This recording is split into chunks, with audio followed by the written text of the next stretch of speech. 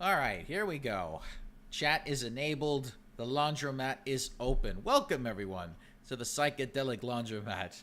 Open for about 2 hours or so. And on this beautiful Friday night before the week of Thanksgiving, we come to you again with an omnibus full of King of the Hill. This time, we're going to be talking about Season 2, because we talked about Season 1 last time. But there's a twist. There's also going to be a little bit of party going on in the background, if you can't tell already. I'm just going to get that set up because we're also going to be waiting for Sylph to get in here because we got some episodes to talk about. And I was sharing stories right before the show about my Uncle Bobo and how he got killed by an elephant's ass. Yes, we also have Circus with her Uncle Bobo stories, and we also have Mooney who's listening to these Uncle Bobo stories going, what the fuck is going on? Yeah, you could say that. And I can't help it, this son of a bitch got squished by an elephant. I can't help it. Was he so plastered that he ended up passing out before he was squished by the elephant's ass? He was supposed to go on, and then here comes the elephants. One fucking got scared, and he decided to sit the fuck down on Bobo. Bobo apparently was passed the fuck out on stage. He was a terrible clown.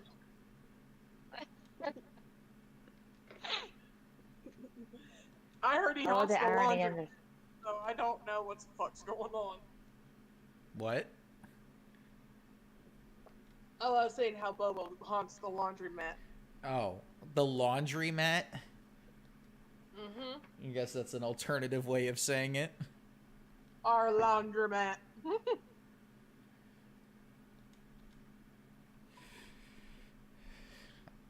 The beautiful thing about Mario Party back then was that you can have all of the computers, or all the people be computers.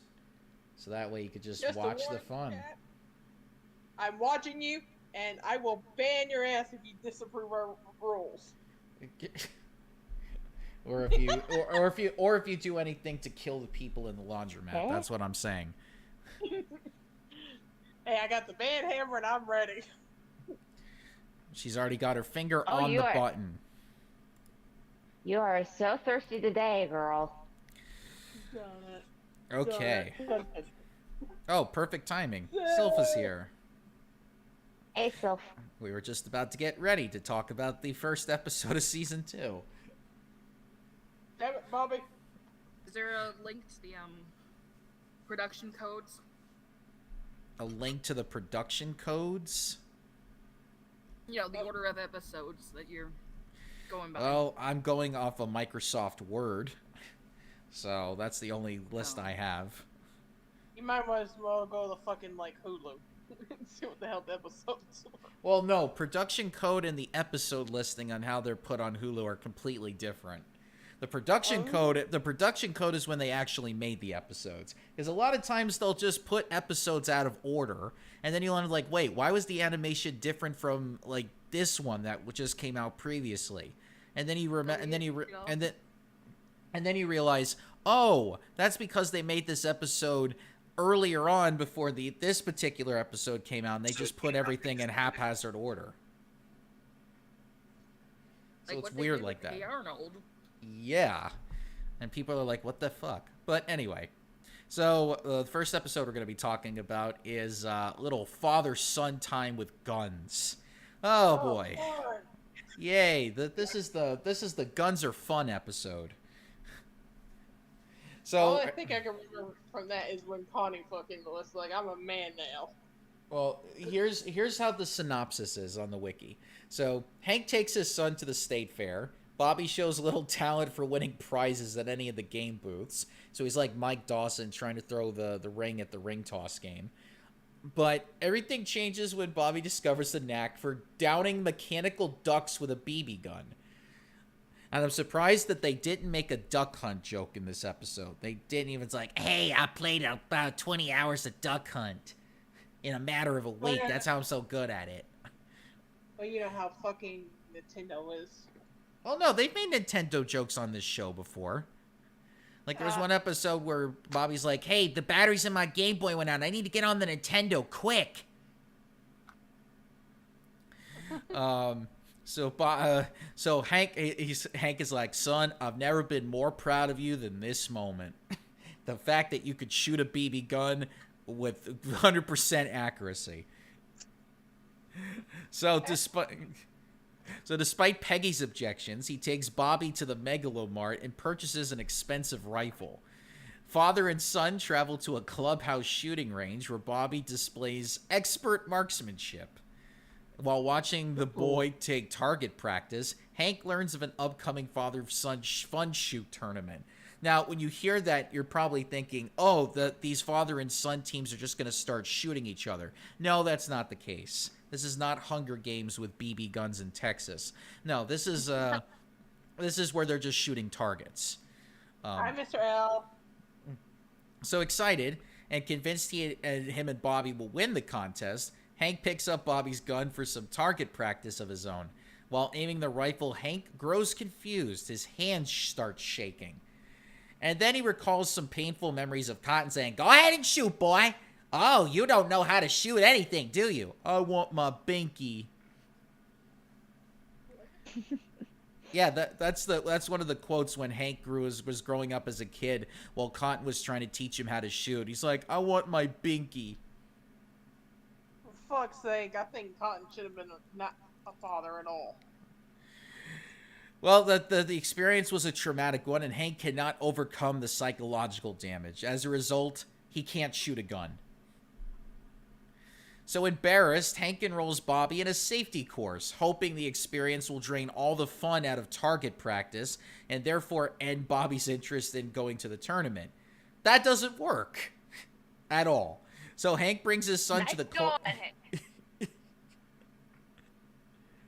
So when that fails, Hank brings his son to the clubhouse early in the morning, which will reduce the odds of the humiliation at the shooting range.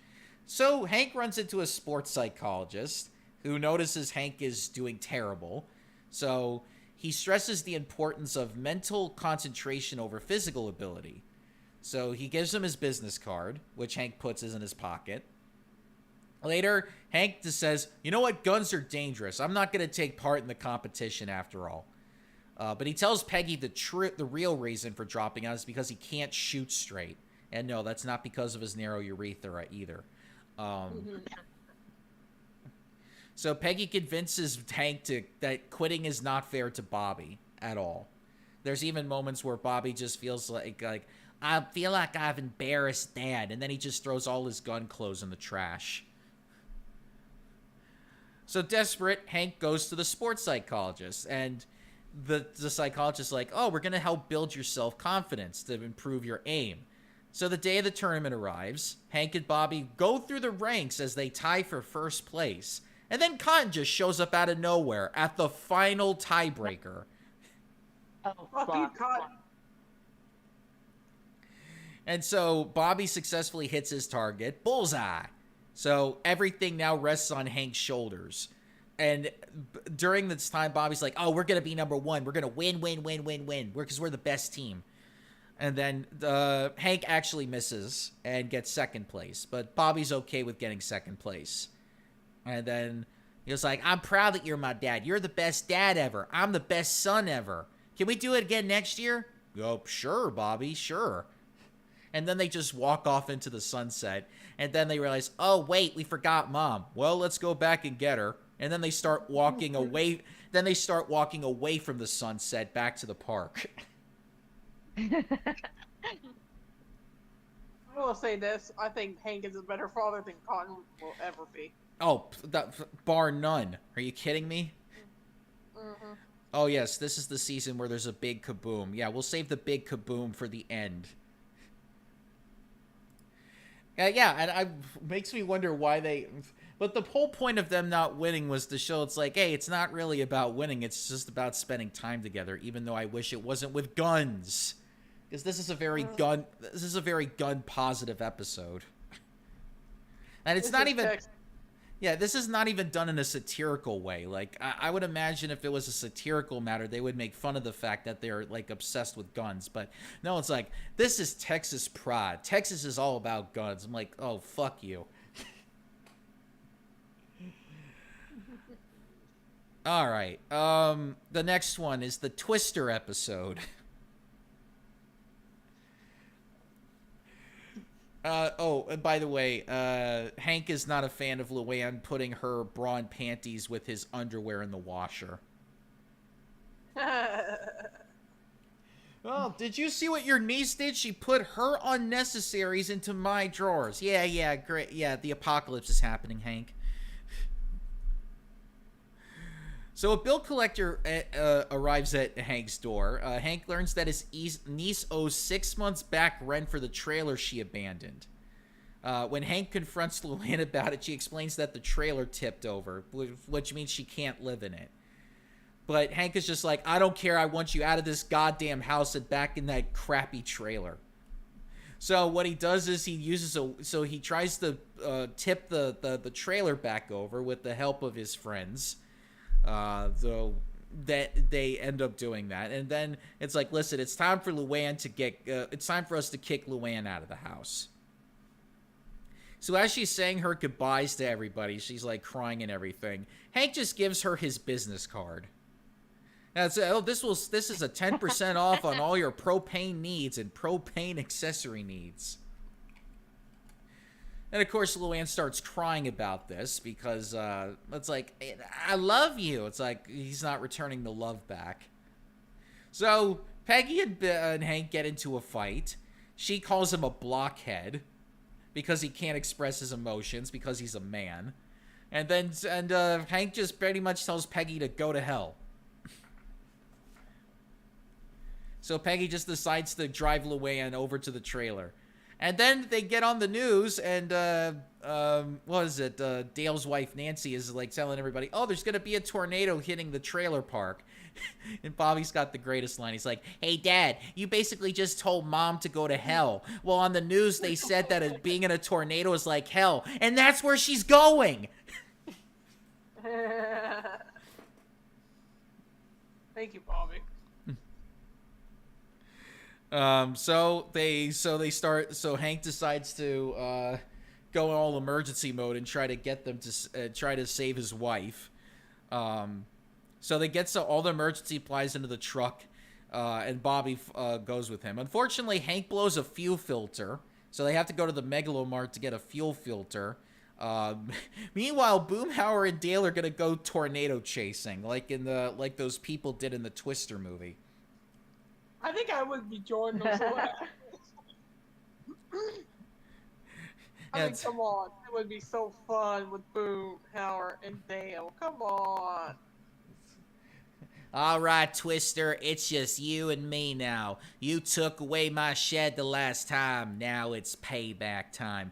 Then one drop of rain hits his windshield. He's like, "Ah, I surrender!" And then just drives through a cornfield, and then a 50-gallon drum of pesticide falls out of the back of his van. Which means and then they have to close that road down because of the fucking gallon, which is blocking traffic, and Hank is trying to get around the traffic just so that he can try to make it to the trailer park in time. So goddamn it, Dale. So they actually get to the trailer park by the time the Twister is about like very close. So Hank's like, "Hey, old lady, to put my son in your shelter." He's trying while Hank runs towards the trailers to try to find Peggy and Luann. And then it turns out they're all in the shelter. And then the tornado starts hitting, and then Hank has to grab onto a pole. And as the tornado's coming around, or as the tornado's about to hit, all of his clothes start ripping off. And as his clothes are all ripping off, he pours out his soul. He's like, "I love you, Peggy. You are my everything. When I was away from you, that was real hell." And she's like, "Just keep saying it. Pour out your soul. Pour out everything. I love you. I love Bobby, and I love Luann to a lesser extent." So Someone didn't get the memo that we did a reboot, basically, like asking where our old streams have gone. Well, now you found out. That's the best I can Yeah, say. we basically went through a rehaul of everything, and now we're the laundromat. We're no longer the legends of the internet. Exactly. So just in case you were wondering, you can always listen back to the first the season one as well. Anyway, so the Twister comes. They have to close the shelter. So Hank is literally holding on for dear life, naked, hanging onto a pole. So then the Eye of the Storm comes, and it's like, hey, it's the Eye of the Storm coming to the shelter. Is Luann in there? Yes. Oh, just, I don't want her to see me naked. And the old lady's like, oh, get in here, you ass. And Hey, then Alec. he has to pick between a Texas flag or a cactus to put above his junk. So he's like, Texas flag, cactus, Texas flag, cactus. He picks the cactus. That's gonna be painful. It's like, well, I'd rather have a painful penis than degrade my penis with the Texas flag. Which it's just cloth. Anyway, so now that the trailer's been tipped over because of the storm again, it's like, well, Luann, I guess you're gonna have to live with us indefinitely now.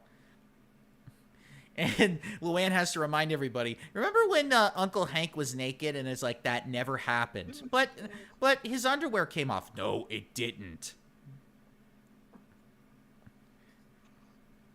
Meanwhile, his underwear is flying like a flag off on a stick somewhere. And that's how that episode ends. Okay, next episode is the fishing episode. This is the one where Hank thinks that cocaine is good fish bait. Oh God. God. So in this Damn it, one, Hank. so Hank and Bobby are digging for worms, and Bobby's just like, why can't we just buy bait at the store? But then Hank calls it cheating to buy bait at a fishing shop. And he gives like an entire speech about how fishing with worms is like the best thing ever because you get to sit in a boat for 5 hours and do nothing. Which, I don't know about any of you. I've fished before, and it's probably one of the most boring things ever because you barely catch any fish. You're lucky if you can get like 2. And sitting in that boat with like sunscreen and barely any water to your name, it's not fun. Usually you give up about an hour. I did catch a stingray once, but that was a rare occurrence of that happening. My sister caught a shark once. What? Oh shit. Yeah, because in Florida we have sharks. So she was at the pier fishing and she caught a baby shark and then threw it back into the water. Baby shark. So Hank notices that somebody's fumbling around in his truck, so he places him under citizen's arrest. He's like, you can't do that. The hell I can't. So the judge basically sentences the guy to live in a truck for 3 months. And not just any truck, an un-American truck. So, the horror of being in a Japanese truck. Oh, lovely. Hard. Yeah. And everyone is like, no, that's a pretty good deal. But no, in Texas, everything's got to be American. It's like, I like this judge. The judge would have probably just put him in prison, but he would have just learned to be a better car thief. It turns out the reason why he stole the truck was because the guy had a pregnant girlfriend. And it's like, oh, hey, he just stole the vehicle just to supply something for his new family coming out. So Hank goes to retrieve his truck, but the truck has been disassembled because the police were checking for drugs because of the laws. And instead of just putting it back together, they just left it disassembled and just said, okay, you fix it. It's like, what? And the land has actually done the nice thing and just lined up all the parts. And Hank's like, I can't deal with this stress. You know what? I'm just going to go fishing. So he's out fishing with all the guys, and everybody catches fish except for Hank because he's using worms. And everybody else is using bait from the bait shop. It's like, I'm not using that cheater bait. It's like, well, how come we're catching all the fish? So Hank decides to just not use the worms anymore because he's getting greedy, and decides to go to his tackle shop. But the guy is closing up shop. And when I say closing shop, I mean he's going to burn his shop down so he can get the insurance money. Which always works, by the way. No, it doesn't. You're gonna get sued. The insurance company's coming after you. But no, so the bait shop guy says, hey, there's this guy named Jack over somewhere in the ghetto, and he could sell you some good bait. So Hank goes to the ghetto, and he runs into this guy who thinks is Jack, but it's really a drug dealer. And he's like, oh, you want some of the good stuff? He's like, yeah, I want some of that real bait. Oh, I like what you say. You call it bait. So he gives so Jack, the drug dealer, gives Hank three bottles, not bottles, but three small jars of crack cocaine. And so Hank decides to take it out on his next fishing trip, and he starts catching a whole bunch of fish. So all the other guys are like, "Give me some of your new bait." And so now everybody on the boat is now using the cocaine to catch all the fish. And even the same fish that Hank caught previously is now coming back to try to grab some more bait because the fish is now hooked on crack. Excuse me. Here's what I say: cocaine and cocaine accessories, people. So now, because he's catching so many fish, Hank is now fishing more often and is now trying to come up with excuses to try to go fishing. So even like the smallest thing, like Luann says the word "the," and he's like, well, I need to go fishing, I'm stressed. So now Hank's addicted to fishing. And the fish is addicted to cocaine. Meanwhile, Dale is trying to Dale's trying to steal his bait. So one night, like, he hears somebody in his garage, and Hank's got like his weed whacker, and he's like, "You drop that tackle box." "Ah, Hank, it's okay. It's me, Dale Gribble." "I said drop the box."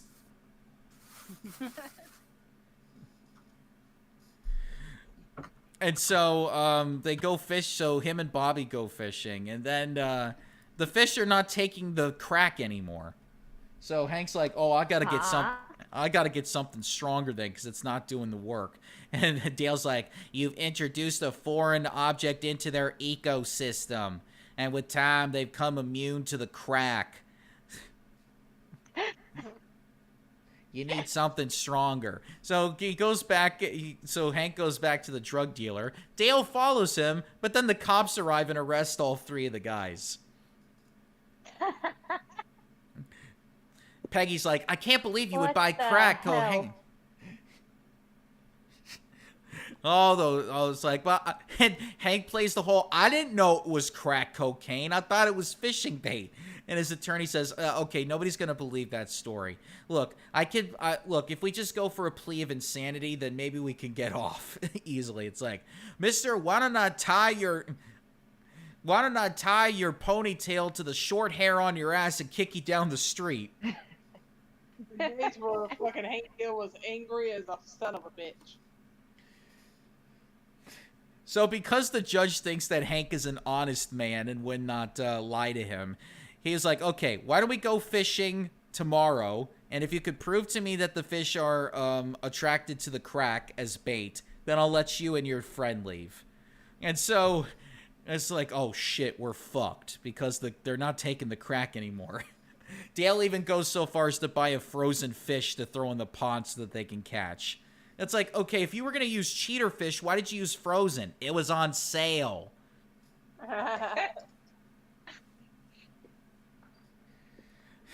So Hank finally decides, like, okay, I'm not going to cheat anymore. I'm going to use real worms to catch fish. And then without the judge even realizing he used worms, it's like, oh, hey, he caught the fish. Okay, your guys are free to go. And the lesson here is like, don't be greedy. Just use what you were using before.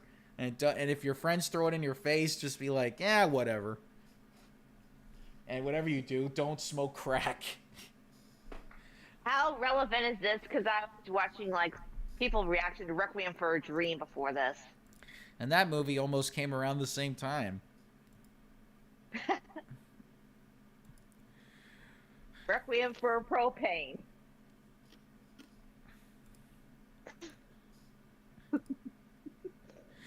Hi, Alex. Oh, I'm having too much fun with this. Hi, Alex. I'm having too much fun with this. Alex was like, hold on, all I heard was flag of Texas and penis.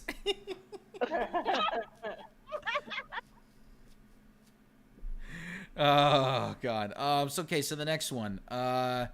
This is the Arrowhead episode. So, Hank is trying to show off his brand new rototiller, but the machine's blade breaks because it hits a rock. But it turns out it's actually a Native American arrowhead. So he goes to John Redcorn, who's getting it on with Nancy. And it's very awkward, too, because Hank's knocking on the door. It's like, hi, Shug, could I see John Redcorn? John Redcorn, it's for you.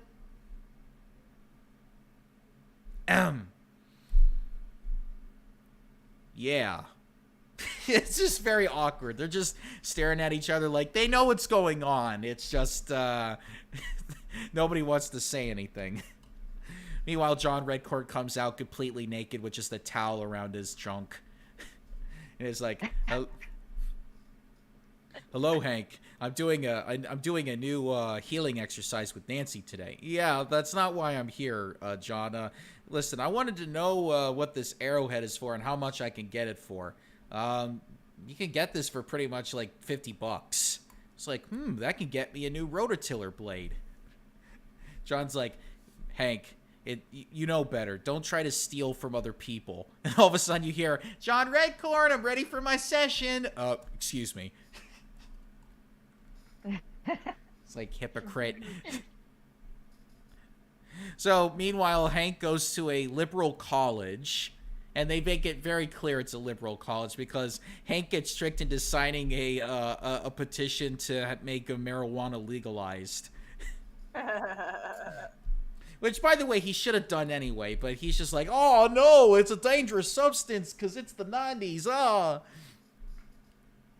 But even then, it wasn't bad. And then he runs into this college woman that has like it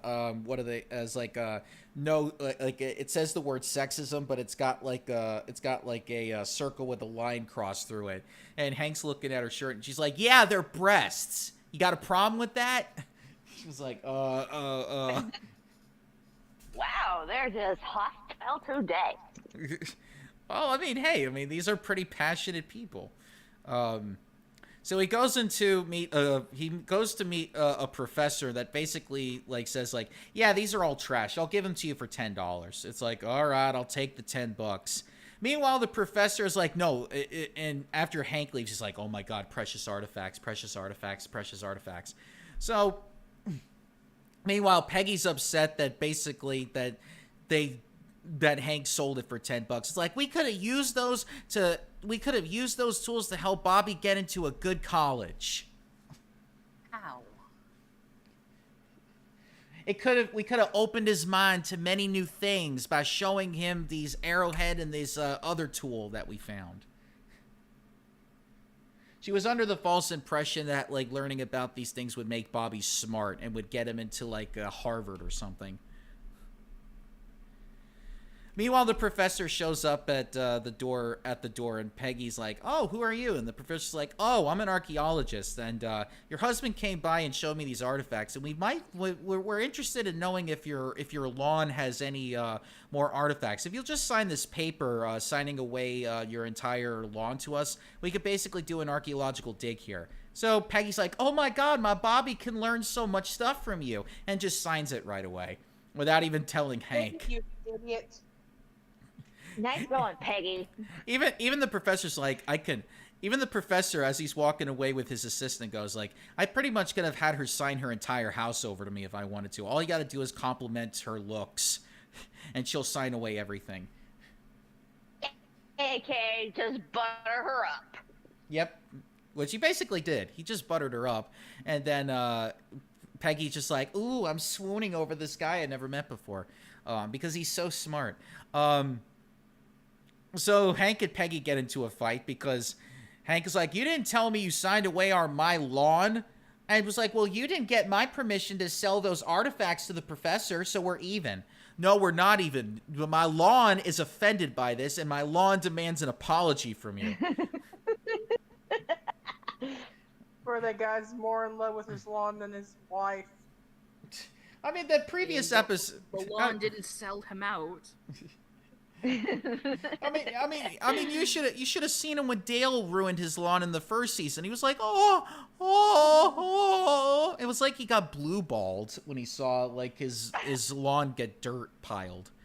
And also, like, as she's driving away, like, she drives away after he says, you owe my lawn an apology. She just drives away and says, you can't just think it, Peggy. You gotta say it out loud.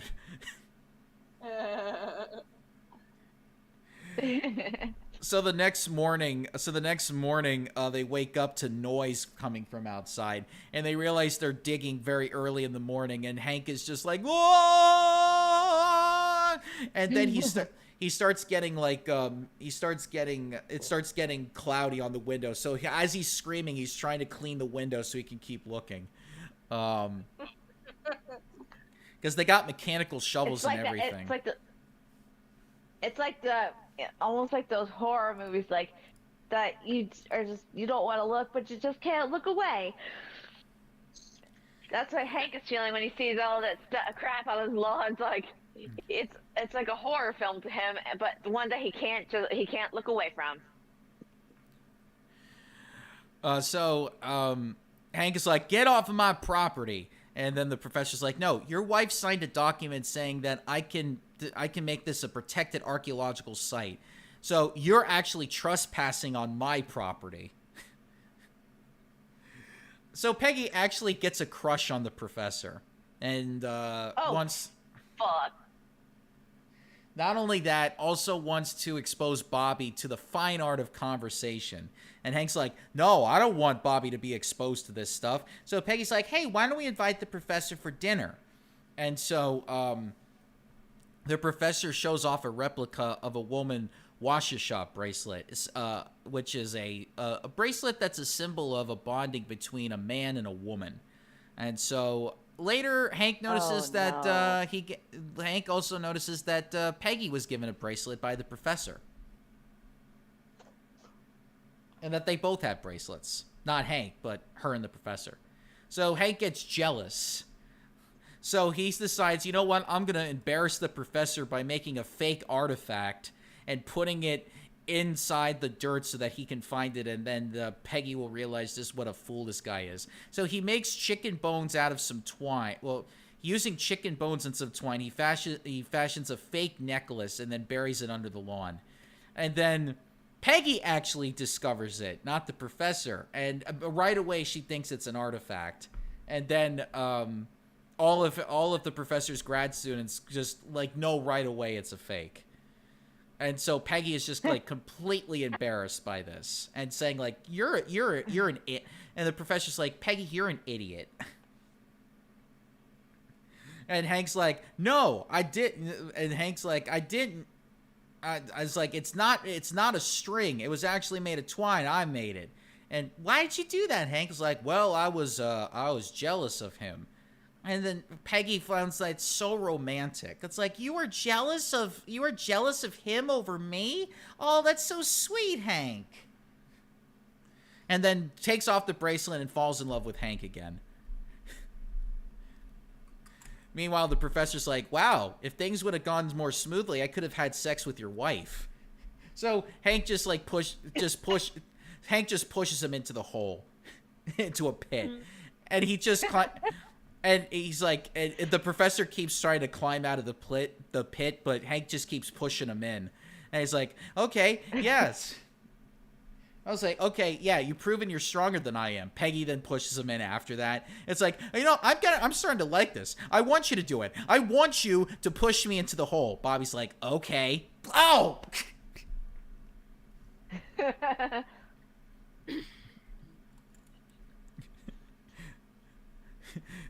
Here's one of the quotes. Hey man, sign a petition to legalize hemp? What's hemp? It's a cheap and durable source of fibers that can be used for making clothing, rope, and paper. Typical government over-regulation. Why wouldn't they legalize this stuff? Well, because, you know, it's basically marijuana.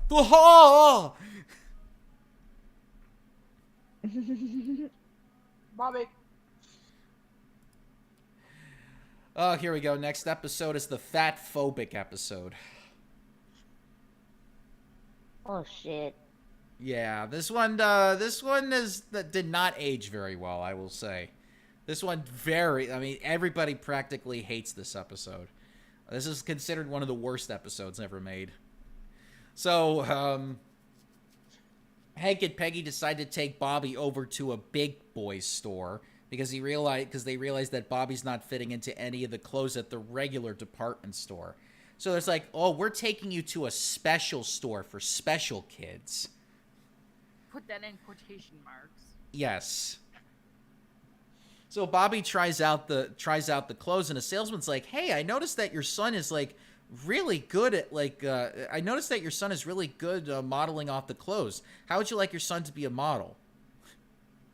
And but Hank instantly hates the idea, but Peggy's like, "Ooh, oh, what a great thing for Bobby to do."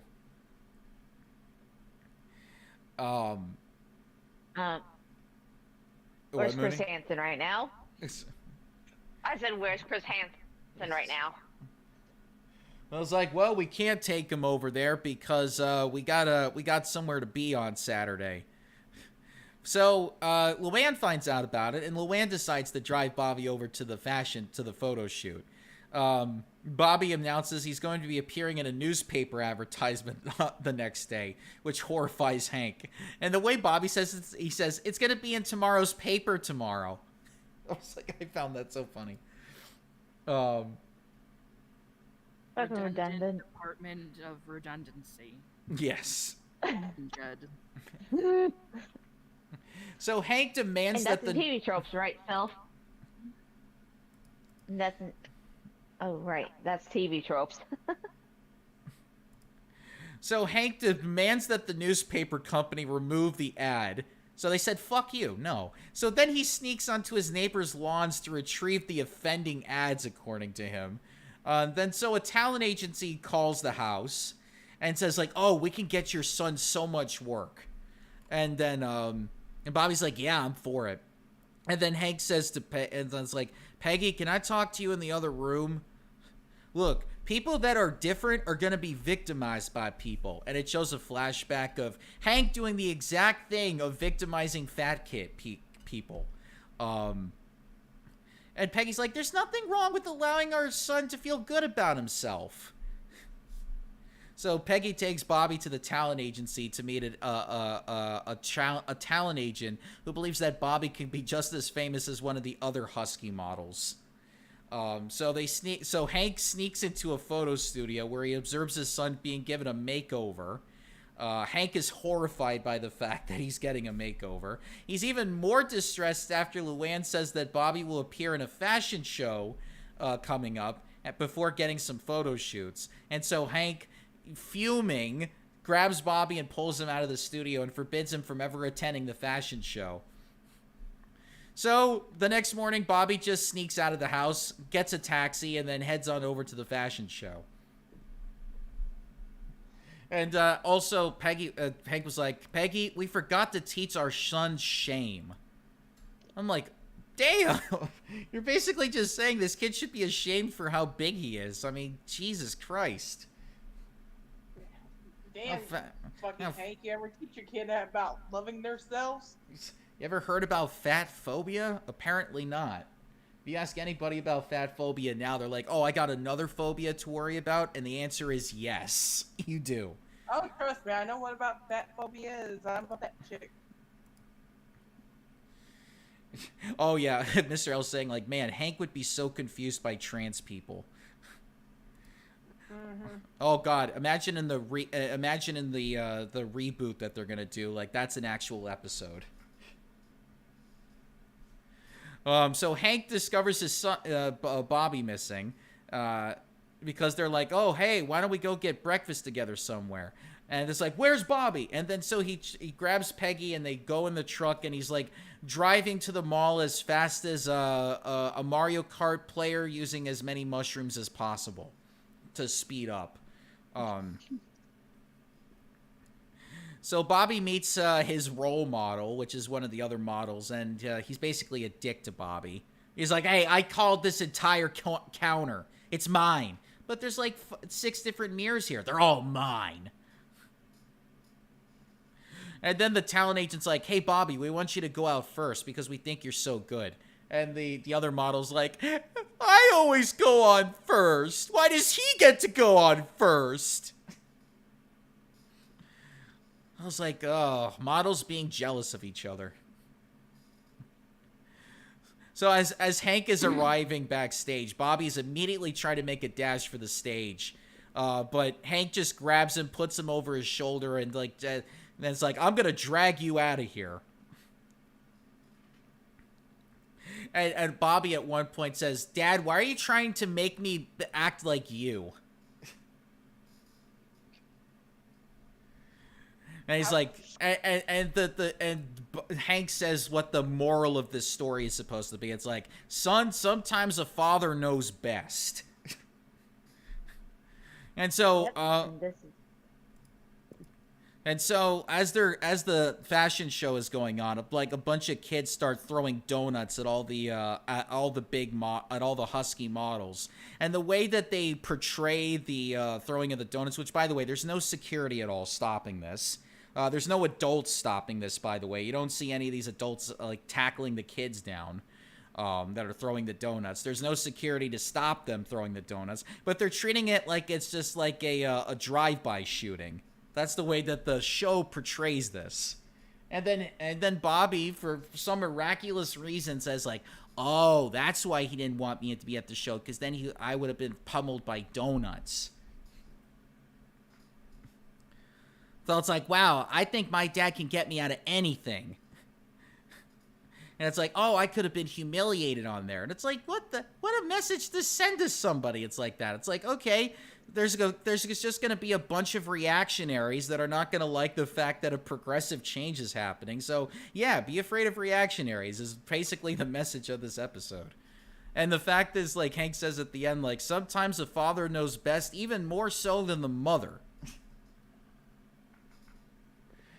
And Peggy even brings up the times like, oh yeah, well what about that gym thing that you were going to use? It's like, okay, you made your point, Peggy. It's like, oh, don't worry, Peggy. I'll use it 3 times a week, Monday, Wednesday, and Friday. I'll get 6-pack abs doing this. Okay, you made your point, Peggy.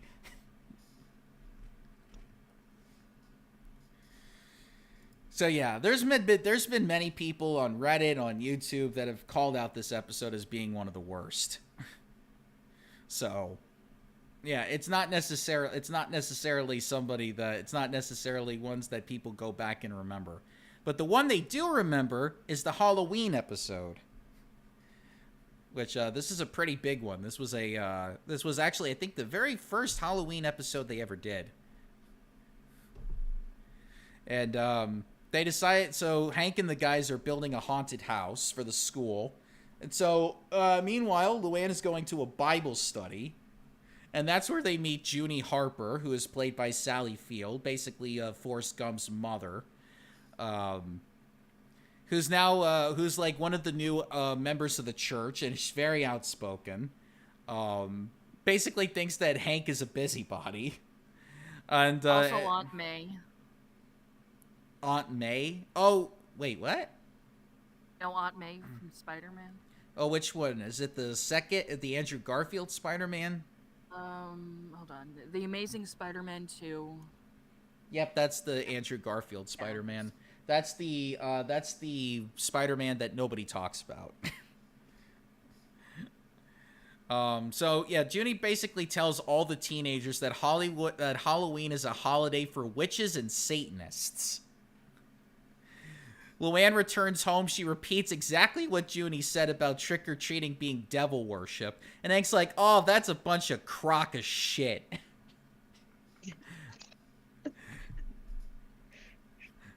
So Junie is telling, Aunt May, I'll just call her Aunt May. So Aunt May tells Luann that she's going to be sponsoring what's called a Hallelujah House, which is basically an alternative to haunted houses. Which, in actuality, is actually a real haunted house because it's really just brainwashing. Which by the way, why not just call it a cult? Yeah, that too. This episode did a really good job. This episode did a really good job of calling it out for what it is. Luann tells Aunt May that Luann tells Aunt May that Bobby's school is sponsoring a haunted house, so she threatens the principal with a lawsuit. And so, like, the principal says, we have to cancel the haunted house because we're going to get sued because they're claiming it's a violation of separation of church and state.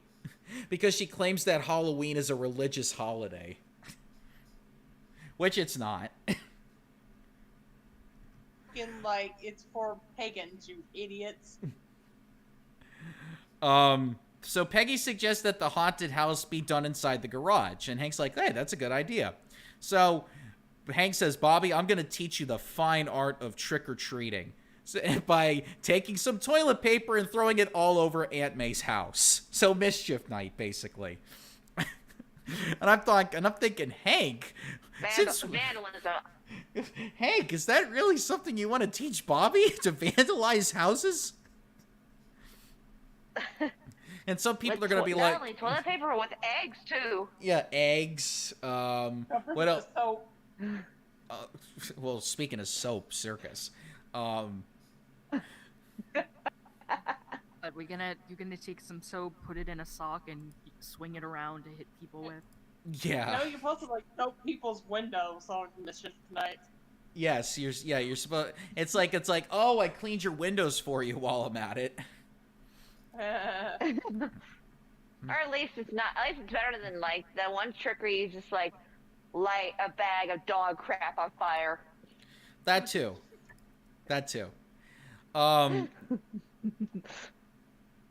So Aunt May gets very furious. Because she sees something outside, so she runs outside. Hank and Bobby immediately start running for cover, but Aunt May gets a look at Bobby's face and reports him to the police. Hank's like, yes, officer, I'm the one that did it. But Peggy actually hears that Bobby was a regular Halloween hellraiser, I'll tell you what. Meanwhile, Luann tells Bobby that Hank is a Satanist. So at first, Bobby's like, what are you talking about? But then he remembers some of the things Hank said about Halloween, and then Bobby immediately believes Luann. So meanwhile, Aunt May convinces the city council that her house was attacked by Satanists using her own dead cat that she ran over herself as proof why Halloween should be canceled. What? So what did the cat ever do to you? Well, the cat did nothing to her. Elliot. She actually used the cat that she ran over herself to get rid of Halloween. So she committed murder, basically, for a higher cause in her mind. Hey, you're not supposed to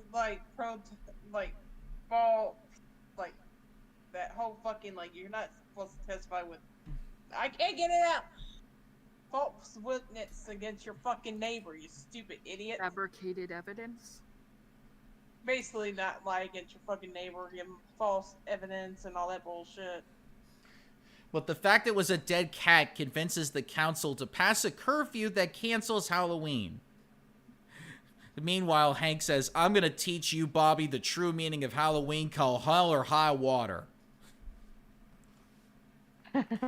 Which basically makes Bobby think he's the devil. Or Hank's the devil. So Luann and Bobby go to the Hallelujah house, where Aunt May pushes her own religious agenda onto them. Meanwhile, Hank and Peggy are sitting by the garage hoping that trick-or-treaters will stop by and break the curfew. And then Hank's like, when are people in this town going to start standing up for themselves? Peggy tries to get Bobby to join Hank, but Luann tells Peggy that she took Bobby to Aunt May's to save Bobby. So Peggy just like Peggy basically just starts like yelling at Luann, basically like, you have no authority to make decisions on what my son does, and if you try to do that again, I will kick you out of this goddamn house. Let's face it, Luann's an ungrateful, spoiled kid. He's a bitch. The fuck? Yeah, basically taking. Join the Communist Party. Oh, we'll talk about that in a later season, but Peggy tells Hank that Bobby's at the anti-Halloween church party, and then Hank's like, she has chosen death. So Hank's like, I don't care if I get arrested, I'm putting on my devil costume from my childhood, and I'm gonna walk down the street yelling trick or treat. Meanwhile, all the townspeople are joining Hank in a protest, and they're all marching. Yeah. Protest, motherfuckers. They're going to Aunt May's home. Hank tells Bobby that I'll give you candy if you join the festivities. And then Aunt May's like, no, if you take the candy, you'll be sent to hell. Bobby says, no, I'm going trick-or-treating, but not because of the candy, but because I want to be with my dad. Aww. Later, Bobby's like, Dad, I just wanted to let you know I lied. I really did do it for the candy. I just didn't want to say it in front of her.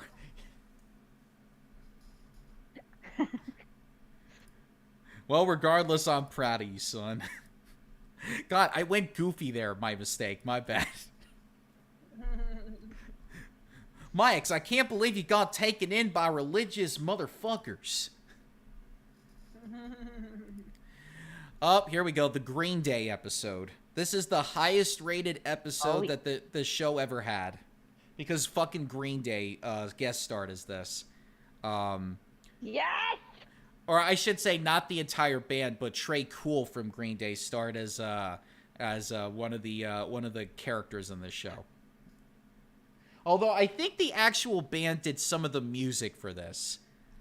I have to take a look because I know what was it because it's making me think like, yeah, because if the lead singer is doing one of the voices for it, then you would have to think that the band was actually playing some of the music in their garage, because it was like, why would you just get one of the Green Day members? Why not just the whole band?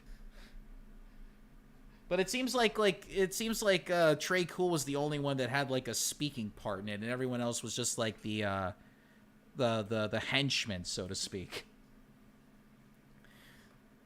But anyway, so the episode begins with like Hank and all the guys making fun of an elderly man that passes by. Like, back in my day, we didn't use leaf blowers, we used rakes. And it's like, oh, old man had to use a rake. Oh, boo-hoo. Get with the times, old man. So, Hank, who's the block captain, hears Green Day performing in their garage, and is like, I'm going to go straighten out that 90s band out. And they just ignore him, and they just continue playing. So they're just like, oh, fuck it. Green Day won't stop playing. I'll deal with them later. So they all decide to go to the equivalent of a Dave & Buster's, except without the beer. And they have outdoor paintball. Which, by the way, if you never played paintball, don't. It is gruesome as hell. I used to watch some of my high school peers play paintball. One of them actually got hit in the nuts so many times that they came into school the next day and be like, ugh, this gives blue balls a whole different name.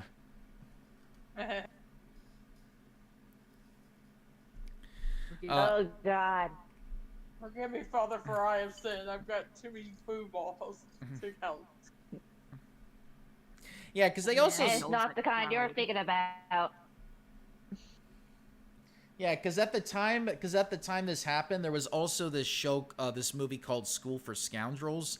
It was like and there was like a scene where they all go paintballing, and yeah, they were like, oh man, that guy got hit in the balls so much, we should reenact that whole scene. Yeah, great idea. It's not... You get bruises by getting hit with that paint. It's not really a spoiler. Spoiler alert, that's painful. Spoiler alert, that it was a terrible movie. But no, spoiler alert, yeah, it does really hurt. So Hank and his friends use the ball collector guy to do targeting practice on the driving range. But the fun is interrupted when Bobby and Joseph get covered in red paint, and they complain that Green Day ambushed them in a paintball game. So Hank's like, "Oh my God, Green Day attacked our boys. Well, why don't we go kick their asses?" And so Green Day says, "Okay, you want to kick our asses? You beat us in a game of paintball. We'll stop playing. We'll stop hitting your kids." And of course, Green Day fucking beats the old guys, and they end up getting humiliated. And then Hank starts having nightmares about Green Day kicking his ass. And it's like, I thought I was the one that kicked other people's asses. Now I'm getting my ass kicked by these young kids. Meanwhile, that old guy from earlier was like, "Ha ha, now you know what it's like, motherfuckers." So all the guys decide to have a rematch against Green Day. And so they go to Green Day and they challenge him to a rematch. And Green Day's like, "But our car's broken down." So the guys fix their car, and then they take notes about meanwhile, they start taking notes about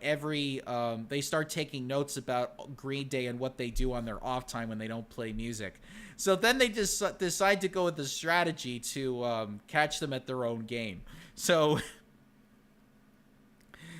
here's the bet. The bet is, it's like, if I win, then I get your amplifier. Okay, well, what if I win? Well, if you win, you get Bill's leaf blower. Done. Poor Bill.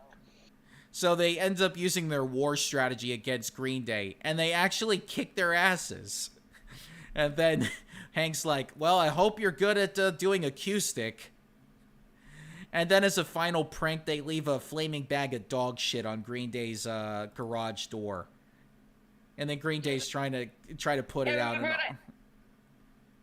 And as Green Day's trying to kick it out, all the old guys are laughing at him. Like, haha, Green Day can't even take a joke. And you remember what I said about the flaming bag of dog shit earlier? Yes. I was waiting for that episode to bring that up. And it was funny because I was the one that brought it up first. Yes, yeah. Old man yells at cloud, yes. Oh, What, Sylph? Luigi won. What? I'm watching the Mario stuff, and Luigi didn't fall over. No, Luigi won by doing something. All right, so the next episode is Bobby being jealous of Joseph and his six-pack abs. So Bobby and Connie get into trouble with their music teacher because they're interrupting class by making up their own lyrics to popular music. So instead of doing like Home on the Range, they're doing Rickroll, basically.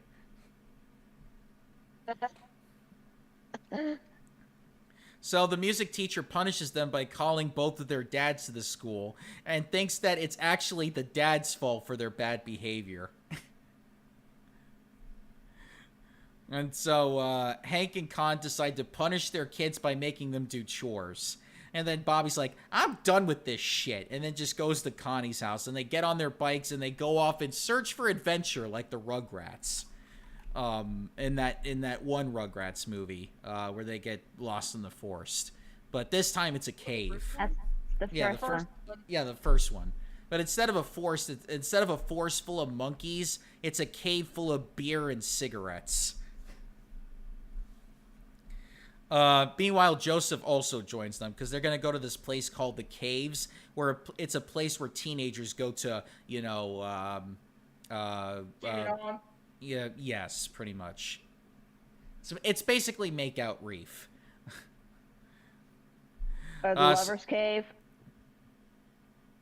Yes, which, I don't know, what makes people think that having sex in a cave is a good idea? Privacy, I guess. Privacy? There's no privacy in a cave. There are bats in there. Not only are there bats in there, it's a not the fun kind. it's like it's fucking dark in there. It's echoey. Everybody could hear you basically. So it's not like it's doing any favors.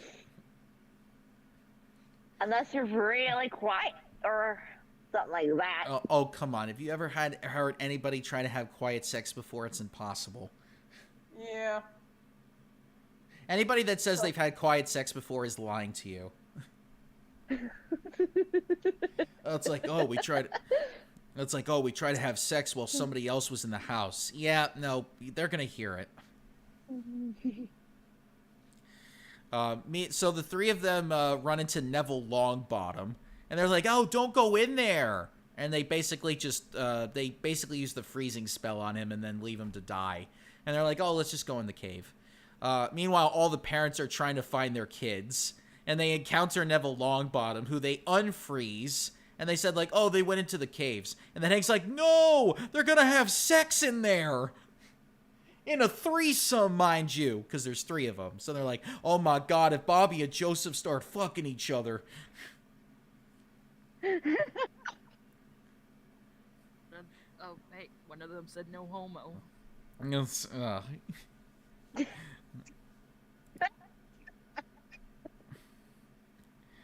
The joke was well needed.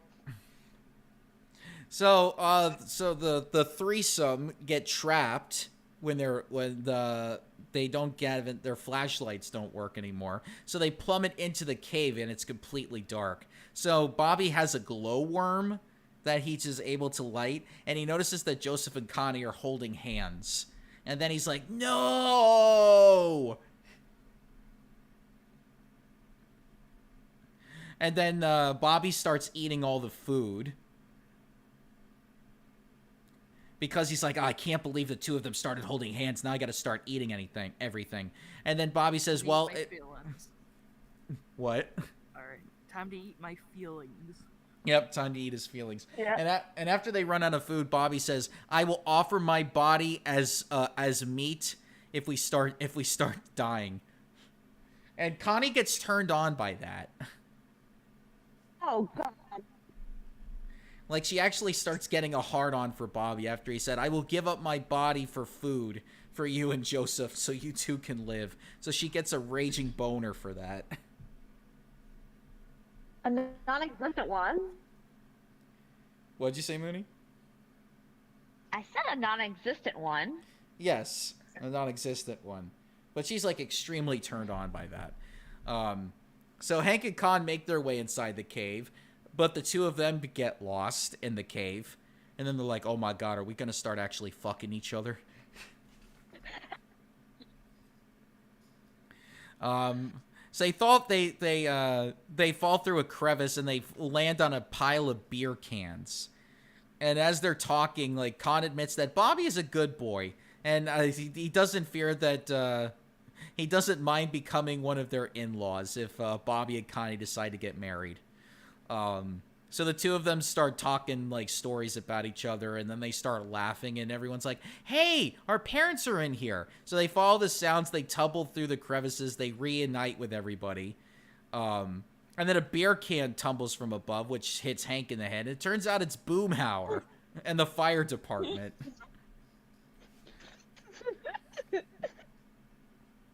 That's like, "Hank, man, oh God, we got the Hank down here, man. Let's go. So after everybody gets out of the cave, Hank decides, "Hey, Bobby, why don't you go ride home with Joseph on your bikes?" During the ride home, Bobby tells Joseph, like, "I think Connie likes you," even though Joseph said, like, "No, she likes you because, like, because you were willing to give up your body for food." It's like, "No, she was attracted to your six-pack abs." And then they start to realize maybe she likes both of us and wants to have like a two-way, like what do they call it? Not a three-way, but like a love triangle. And they say that women. Wait, love triangle is like person A likes person B, but person B likes person C. You don't mean like polyamorous, do you? Or Maybe. Yeah. Maybe that's what I'm trying to get at. Oh, Yeah, Conquest probably. begins. But I mean, something.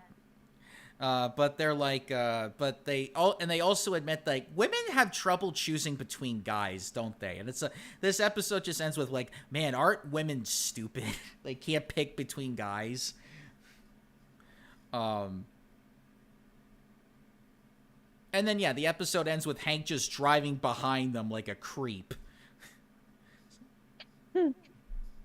As they're driving off, it's like, I've got to make sure they get home. Okay, next episode. I can't remember what just. Oh, this is. Oh. Oh, this episode.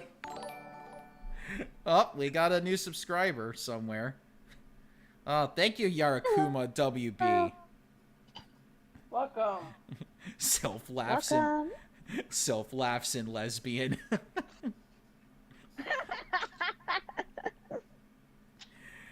Oh, this episode this episode I like God just damn because it.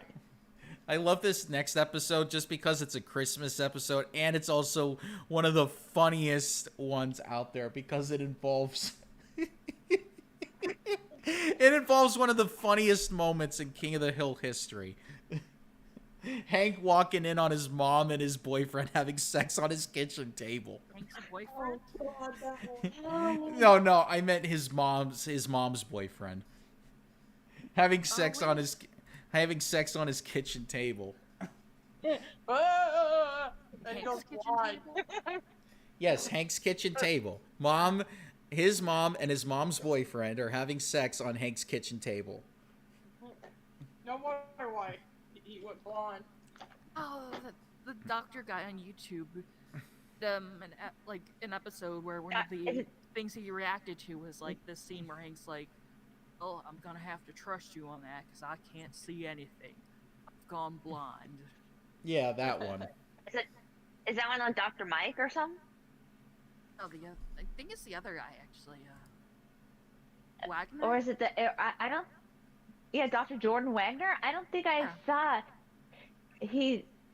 I don't think I saw his one episode about that. I swear he did. Gotta find it. That's odd. Yeah, basically hysterical blindness is like an outdated concept. That's what a lot of these doctors are now saying, but this is what the episode is all about. So, as Christmas is approaching, the Hill family is going to travel to the airport to pick up Hank's mom and her new boyfriend, a Jewish guy named Gary. Number 4. And what? He did. It was episode number 4, the last one. Oh, okay. Yeah, so the guy's name is Gary. So when they get home, Hank can't hide his discomfort with the idea of his mom sleeping with another man inside of his home. So he arranges for his mom to sleep in the living room with Luann while Gary is stuck in Bobby's room. And it's like, well, even though you two are a couple, I'm going to forbid you for sleeping next to each other.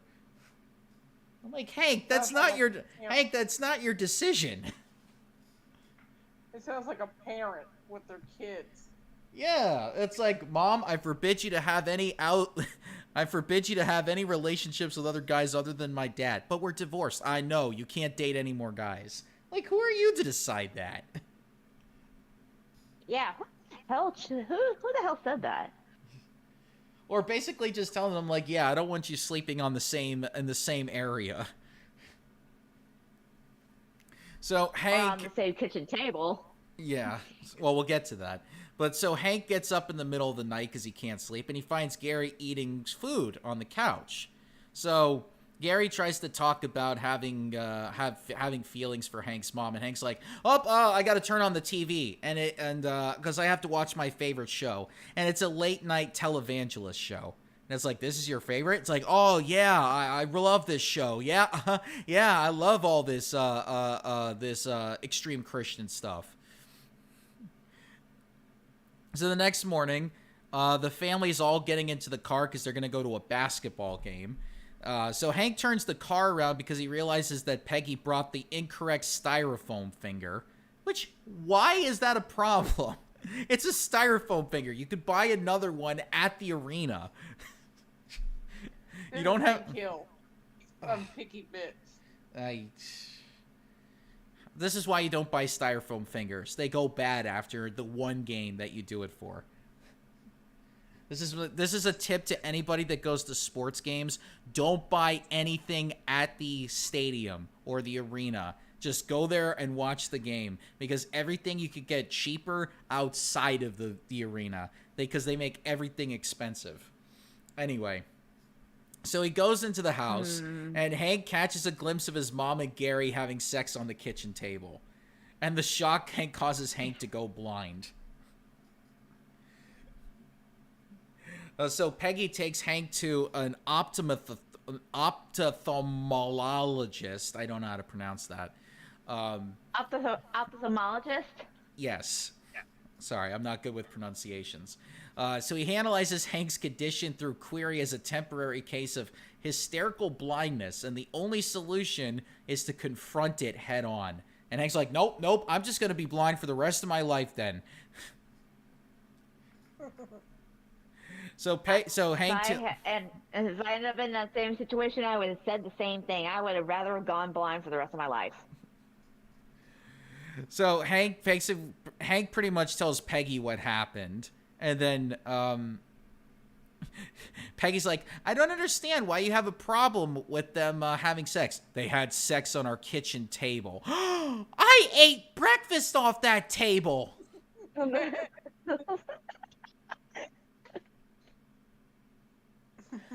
That's not enough disinfectant to get that shit off. Oh no, there is no way that they're gonna be able to get all the sex off of that. And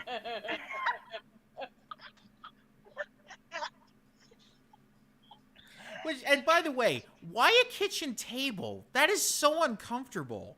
It's hard wood. People have a lot of ideas what good kiki places are. Yeah, but and the one thing that turns you off, Joe. Oh, because there's food on there? Yeah, that too. Like, what a waste of salt and pepper. Oh, here we go. No, I'm not getting into this conversation again. So on Christmas morning, Peggy tells Hank he will never get his sight back if he doesn't confront the trauma that triggered the blindness. So instead, Hank asks Peggy to drive him over to Cotton's house. So as the ride's underway, Hank realizes that Gary is behind the wheel. So he asks Gary to turn the truck around and take him home, but Gary decides to take him over to his father's house. So while they're at Cotton's house, Cotton's like, "Oh, your mother was an absolute bitch." Pretty much. And then Gary's like... hey, you call my girlfriend a bitch, I'm going to kick your ass. And then just says, Hank, I'm just going to wait in the car. And then Hank leaves the house afterwards. And then Gary decides, you know what? I'm going to take you someplace where it's going to help you. And it's like, where are you taking me? Oh, you remember that televangelist you were watching on TV while I took you to his church? What? I didn't want that. It's like, but you told me this was your favorite show. It was like, but Hank realizes that Gary has been like a real father to him, and is like, it's like, wow, I didn't think that you were gonna be this nice to me. And then Hank miraculously regains his sight back after getting a hug from Gary and him hugging him back. Well, hey, you fixed something that Cotton fucked up on. And all the guys, meanwhile, have been making fun of Hank and his blindness. So when Hank comes back, he pretends to be blind. Then he's got a bat in his hand, and he starts like, "Oh, guys, I don't think he's blind anymore." And then Hank just chases them all down the street like, "I'm gonna beat all of your asses with this bat."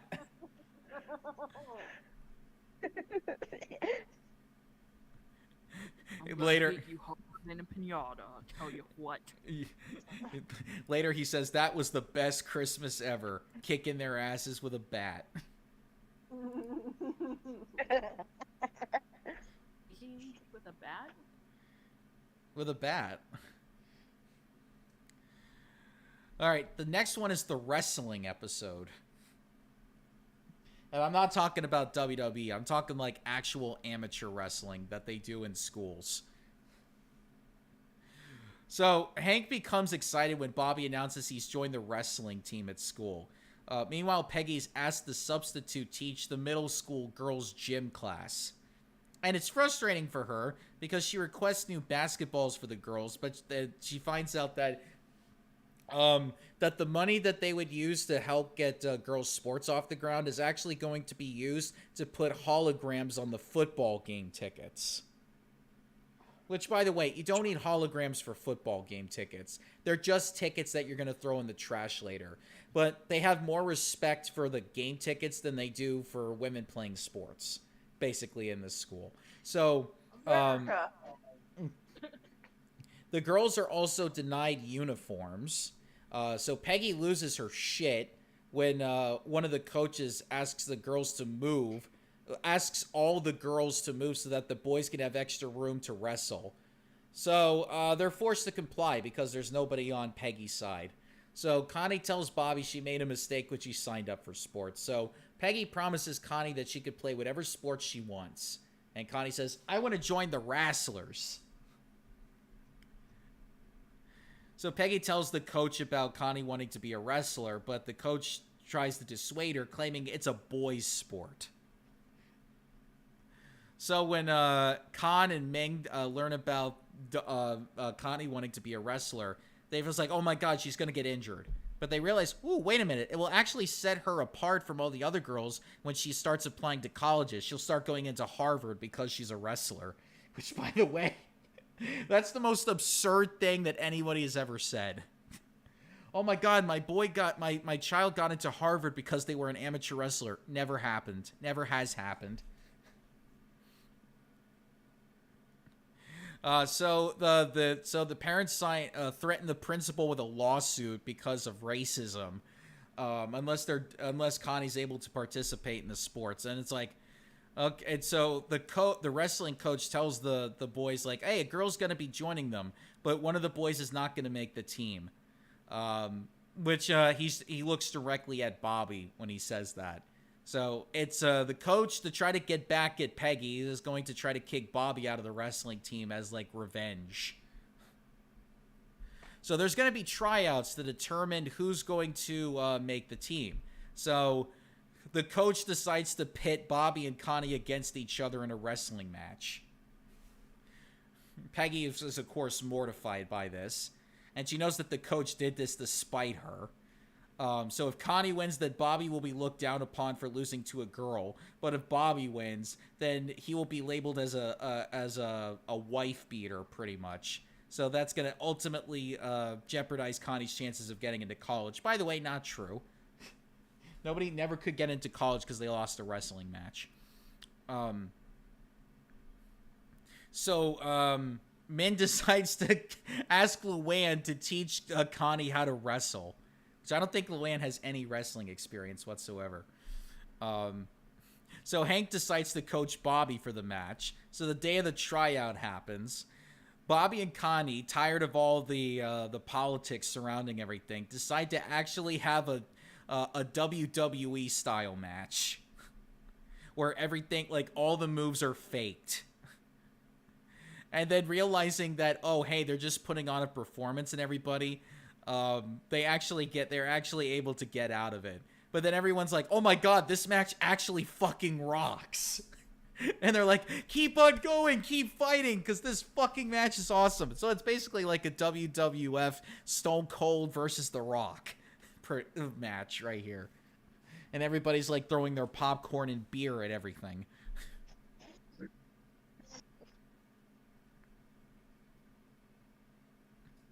And yeah, that's how the episode ends. They got their way out of it just by being WWE wrestlers in the end. Taking a dive, right?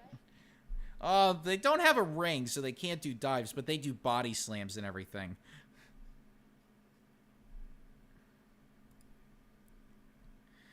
That's usually a term like the state taking a dive like supposed to mean like how they fake it to make it look like the other person won? Give him a fall? Yeah, taking the Yeah, fall. taking That's the a fall. yeah, because dive is actually a thing that they do off the top rope. Yeah, taking the fall is what they call pinfalls.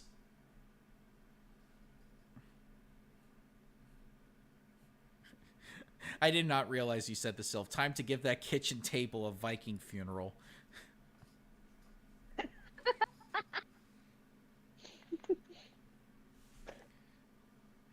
It deserved one. That the poor son of a bitch. So the next episode, the snow episode. It starts snowing in Texas. So they're doing they're doing a Strickland Propane January picnic. And all the employees and their families gather in the park to eat some hamburgers and everything. And the party's cut short when it starts snowing. So all the employees start reacting immediately to try to get, because they know the electric company's coming for their asses. So they're like, oh, we got to jump on board so we can get people some propane so they could heat up their houses. And meanwhile, the boss Strickland gets a heart attack because he's looking at a naked girls calendar. Or I shouldn't say a naked girls calendar, but basically like hot women in bikinis Calendar, you mean? on a calendar. Like he starts getting a heart attack just looking at it.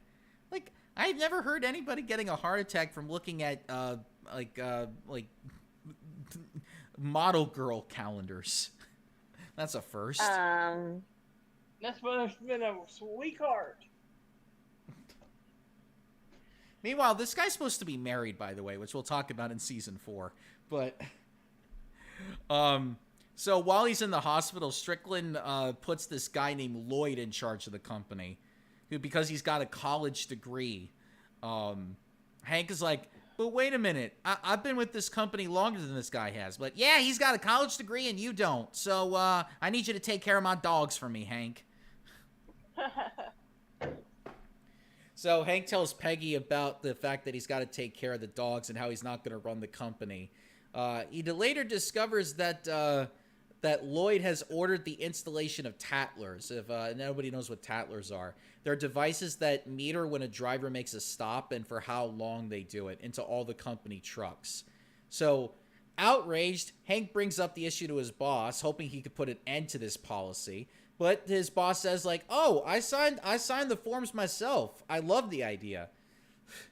So Hank and Peggy go to the boss's house to feed the dogs. And inside the kitchen, Hank notices that Strickland, his boss, uses an electric stove instead of a propane stove. And Hank is completely shaken about his entire life and his career at this point. It's like, I can't believe my boss would use something other than propane in his own house. He uses electric. My life has been an entire lie. Hank... What'd you say? Fucking hell. Existential. Thank you. Yep. This is over the boss. So Hank decides to pack all his bags and head out of town to spend some time in the country. Meanwhile, all the drivers decide to quit because the tattlers have been installed, and they decide to protest and quit. Once Lloyd discovers that all the drivers need hazmat licenses in order to drive them, he's like, "Oh shit, I can't hire any new drivers, because where are you gonna find propane drivers with hazmat licenses to drive the fucking trucks in like 20 minutes? You can't do that." And so the boss fires Lloyd because it's like, "You fucking asshole." It's like that. It just goes to show you, college degrees don't always do everything. You need to have experience in the business. So while visiting a small mom and pop store, Hank gets an inspiration. He realizes the secret to running a business is service with a smile. So he's going to quit propane and open up his own general store. But when he gets home... A propane general store? No, not a propane general store. Just a general store that serves things. But when he gets home, he listens to the many messages from needy customers that have accumulated on his answering machine. So recalling the fond memories of his past, Hank returns to work. He tells his boss he's returned because he still believes in propane. So his boss notes that the business can't run without licensed drivers. So Hank points out the window, and there's 5 tow trucks parked outside. And that hazardous, and you don't need a hazmat license to tow vehicles to delivery sites. So they're basically towing all the propane trucks just to deliver them around the neighborhood so people get propane. And that's how the episode ends.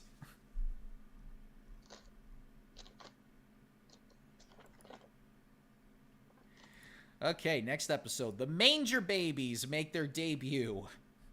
Oh, Lord, not these fuckers. Yep, the Manger Babies this episode. So, Hank's mad because his Made in the USA TV set is going on the disabled list before Super Bowl Sunday. This was, by the way, Hank is not going to buy anything that's not made in America. When Bobby even mentions the fact, like, why don't we just get a Japanese TV? He's like, Bobby, go to your room. Damn it, Bobby. So Luann decides to join Hank and Bobby on their trip to the Megalomark to pick up some grocery items for the Super Bowl, because it's Hank's turn to host the Super Bowl party at his house. Along the way, Hank spots a garage sale, and he's like, oh, garage sale, we gotta stop right now. Forget everything else, garage sale, now. So he discovers a part for his TV set. It's like, ooh, yes, I found something for my TV. Meanwhile, Luann, who's developed a case of the why me's, is cheered up when she discovers a box of old puppets at the garage sale. She tells the reverend at her church about her idea to make a puppet show using barnyard animals who witnessed the birth of baby Jesus. Those animals include a British penguin, a donkey, a cat, and an octopus. I don't think, like, 3 out of 4 of those. One of these is not like the other. She dubs the show the Manger Babies. Hank and his neighbors help Luann construct the puppet theater, which is moved to the church basement. Luann's show is an instant hit with the kids, but Hank interrupts the performance while trying to correct a nail protruding out from the stage, because it's like, it's bad craftsmanship, Peggy. It's like, Hank, you can't fix a nail while she's in the middle of the show. It's like, oh, the nail is bothering me. I gotta fix it now. So Hank's present throws off Luann, and she desperately grapples to regain her momentum. So realizing what he did, Hank improvises and helps Luann save the show. Luann is so grateful that she writes Hank into her show, giving him the part of God. And basically, the show is such a hit that a local channel agrees to broadcast a live performance. Luann's spirits are greatly buoyed by the news, but Hank realizes the show is scheduled against the Super Bowl. So Hank tells Luann he can't perform at her show due to the fact, like, well, I gotta watch the Super Bowl, I can't go to your show. And yes, that is what Hank looks like as God, if you look in our Discord. Not you, the fans, but all the co-hosts. Yeah, we got our Discord. We're still working on the Laundromat's Discord. So Hank's like, well, I'm going to pick the Super Bowl over your show. Sorry, Luann. So the day of the Super Bowl arrives, and all the guys gather at Hank's house. During the game, the channel on Hank's television changes over to the Manger Babies. Hank grabs the remote. Hank grabs the remote and returns it to the Super Bowl. What he doesn't realize is that Peggy is standing outside the house with another remote. She's changing the channel, interrupting the Super Bowl. So this continues. Damn it, Peggy. So this continues until Hank is drawn into the Manger Babies story, one in which the animals are about to accept a ride from a drunk guy. Joe Sixpack is the guy's name. So Hank jumps in his car, drives to the station, and saves the characters from Joe Sixpack. Hank then bumps into Troy Aikman, who is a quarterback for the Dallas Cowboys back when this show was airing, who saw a flyer announcing the puppet show. Later, Peggy looks heavenward when Bobby reveals he borrowed the batteries from her TV remote before the Super Bowl aired. And it's like, well, wait a minute, if the batteries weren't in the remote when I was flicking the channels, and then like the heavens start parting ways, and then Bobby says, or it could have been after, I can't remember what. And that's how that episode ends. Yeah. Oh, here we go, the Mono episode. If anybody doesn't know what I'm referencing to, this is how Peggy and Hank first started dating, was Mono. So, as Luann and Bobby listen, Peggy's recounting how she and Hank first realized they were meant to be a couple. The year was 1973. Hank and Peggy had already been dating for 6 months at this point. Hank convinced Peggy to cook him dinner for Valentine's Day. The way he says it, it's like, would you mind cooking for me for Valentine's Day? Which, if it were me, I would have been like, hey, do you want me to cook you something? But this was back in the 70s, and men didn't cook, apparently. So Peggy agrees, even though she's a terrible cook, at the time at least. So she decides to make beef Wellington and cherry pie. Which, goddamn, do you know how tough it is to make a beef Wellington? It is one of the hardest things to cook, and that's going to be the first thing you make. Holy crap! You are trying to really impress Hank here. Oh, by the way, the meal turns out horribly, but as luck has it, Hank calls Peggy and says he can't make it to her house because he pulled some tendons in his back. And meanwhile, they're having quote-unquote phone sex, but instead of it being sex, it's them having phone dinner. But the way they're treating it, it's like oh, I'm eating your pie right now. Ooh, you got some cherry on your face. I'm using my finger to lick it off to take it off your mouth. Ooh, I'm gonna take your finger and I'm gonna lick it because it's got cherries on it.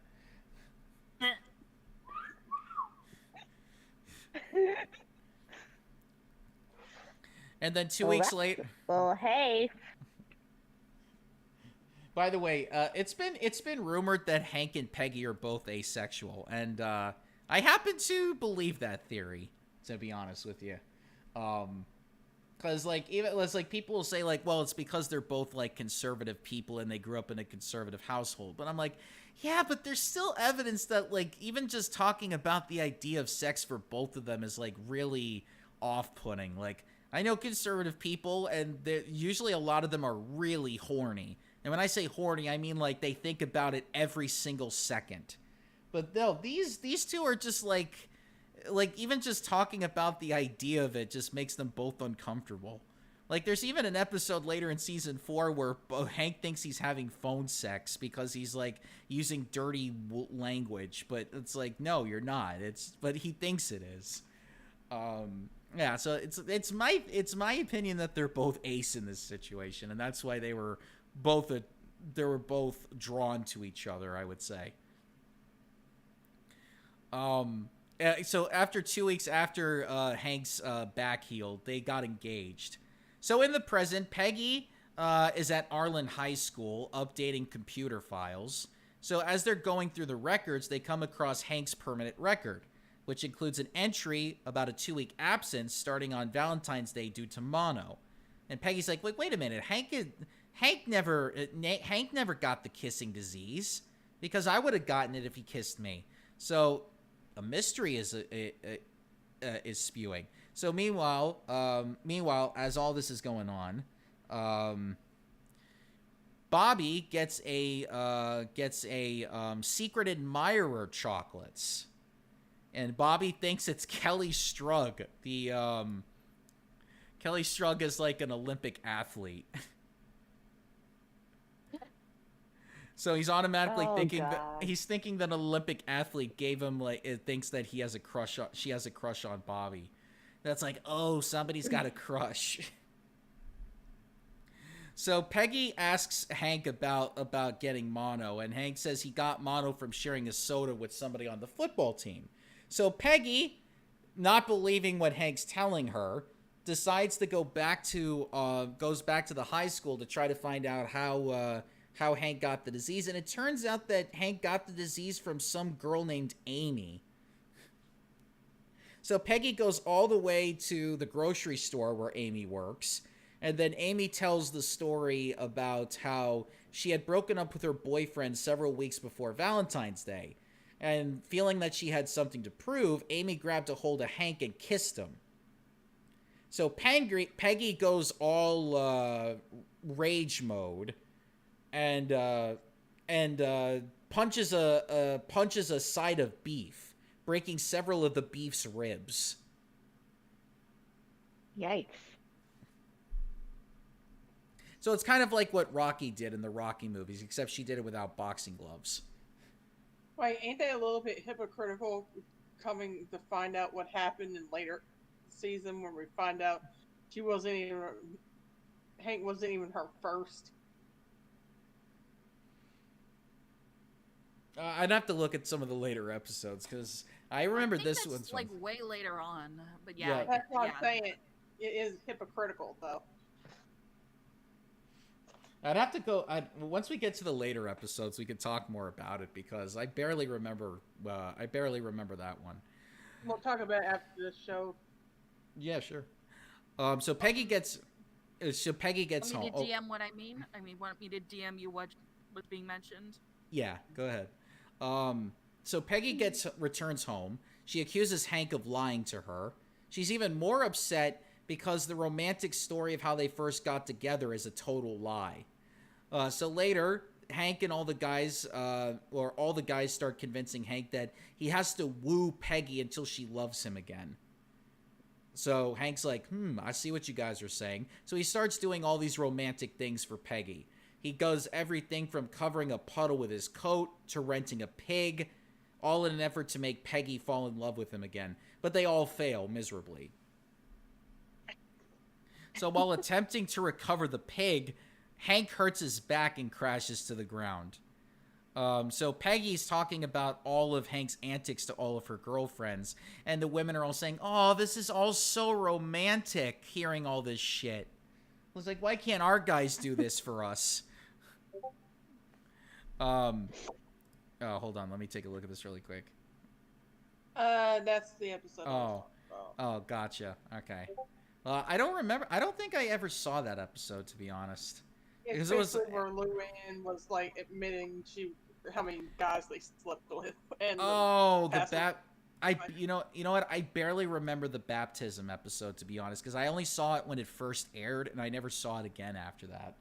Well, you're gonna have to watch it again. Yeah, all I remember is that Hank got very horny when he saw his wife's boobs again. I'm like, okay, that's the only thing I remember from that episode.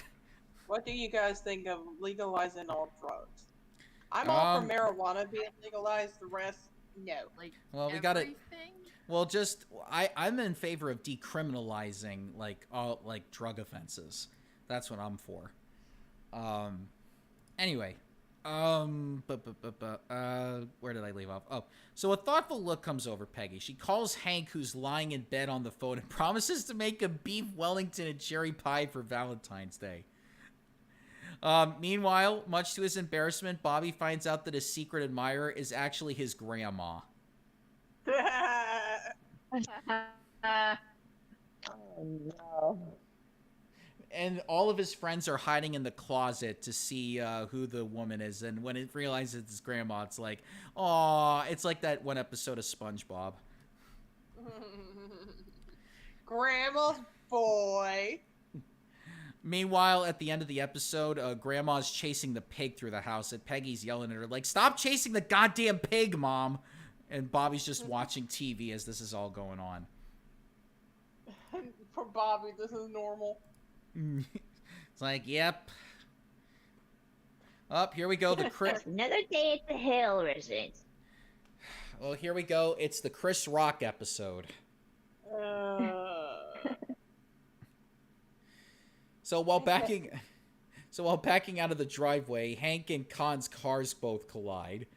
So somebody from the insurance company suggests that Hank go to traffic school so that he avoids having his insurance rate go up. So he picks the defensive driving school because he believes it's going to be devoid of all frills and nonsense. But it turns out it's actually being hosted by Chris Rock, who's doing a stand-up comedy routine. So everyone in the class finds Chris Rock funny except Hank, who is embarrassed by the content. Oh gosh, he is red in that picture. He is very red. I wanted to make that the profile picture, by the way. Which I will make that for, not the profile picture, but like the thumbnail for this episode. Holy crap, I remember this guy. Okay. So when Hank returns home, he tells his family about the stand-up comic. Bobby, who's a huge fan of Chris Rock, is overjoyed. So he tells his parents that Chris Rock is one of the inspiration for him wanting to be a stand-up comic. So Hank tells Bobby that show business is evil. And to prove a point, he allows Bobby to go to one of his traffic school classes. But it backfires when Chris Rock brings Bobby on stage and it just keeps making fun of Hank the whole time. And that's where Hank gets his red face from. Comedy is the devil, Bobby.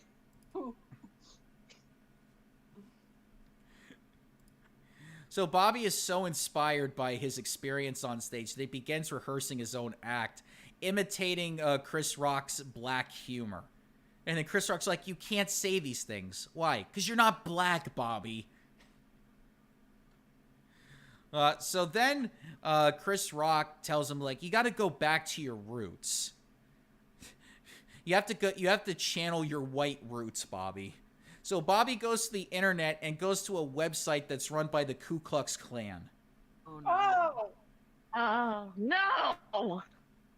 That's like, because Bobby's like, I gotta find my white roots. Then he just goes to a white nationalist website. I mean, I know this is pretty bad, but just like the satire in that was like, I mean, in all honesty, that was like a well written satire right there.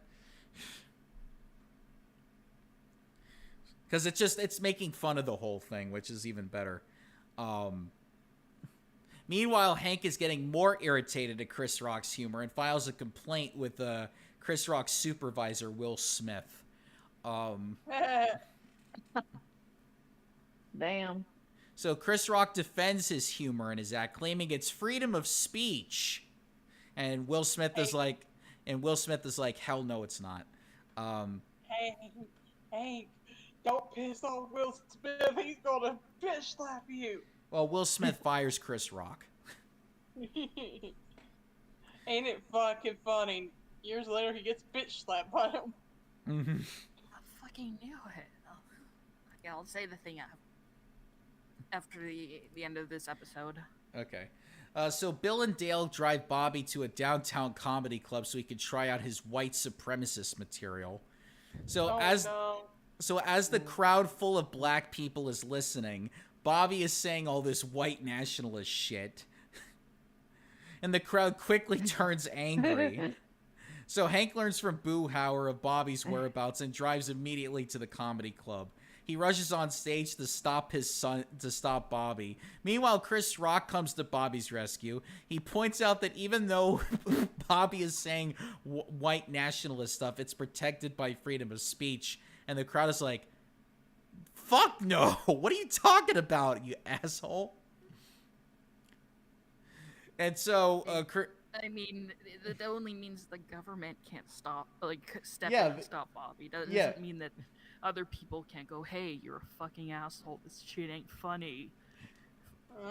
Grandma can tell better jokes and she's dead. Yeah, exactly. No. The dump I choke is funnier than you. It smelled less. Even somebody in the crowd was like, get that white supremacist off the stage. I was like, damn, that is so good. But yeah, so Chris Rock gets the crowd bike by going into his routine. And to show his gratitude, Hank gets Chris Rock a job at the propane shop. So Chris, I was gonna say. Yeah, go ahead. No, you finish yours and then. I finished the episode, so you can go ahead. Oh, okay. Right, so, fun fact about this is that, he, as you said, he was, Roger was, yeah, his name was Roger. He, originally voiced by Chris Rock, but in later episodes, he was voiced by Phil Lamar. Yeah. Who, interestingly enough, also voiced, was also Osmosis Jones and Ozzy and Drax, who I think in the movie was voiced by Chris Rock. Yes. Yeah, it was yes. Chris it Rock. Was. Yeah, we went full circle there. Yeah. I just thought that was interesting. Now, if we can all tie it back to Kevin Bacon, it would go even more full fucking circle, but we can't. Oh, lovely. I want to be Kevin for once. Gosh, there's so many. I had to look at the IMDb page for Phil Lamar, and he has so many voices. Yeah, he's Samurai Jack. Yep. Static from Static Shock. Yep. Green Lantern. Yep. Wilt. Yep. He had a lot of different voices, and he was well known for as a voice actor. Still well known. Oh, he was Oscar for the video game version of Shark Tale. Yeah. Chris Rock was also. I mean, Will Smith was the. Yeah. Oh God, can you imagine Phil Lamar slapping Phil Lamar?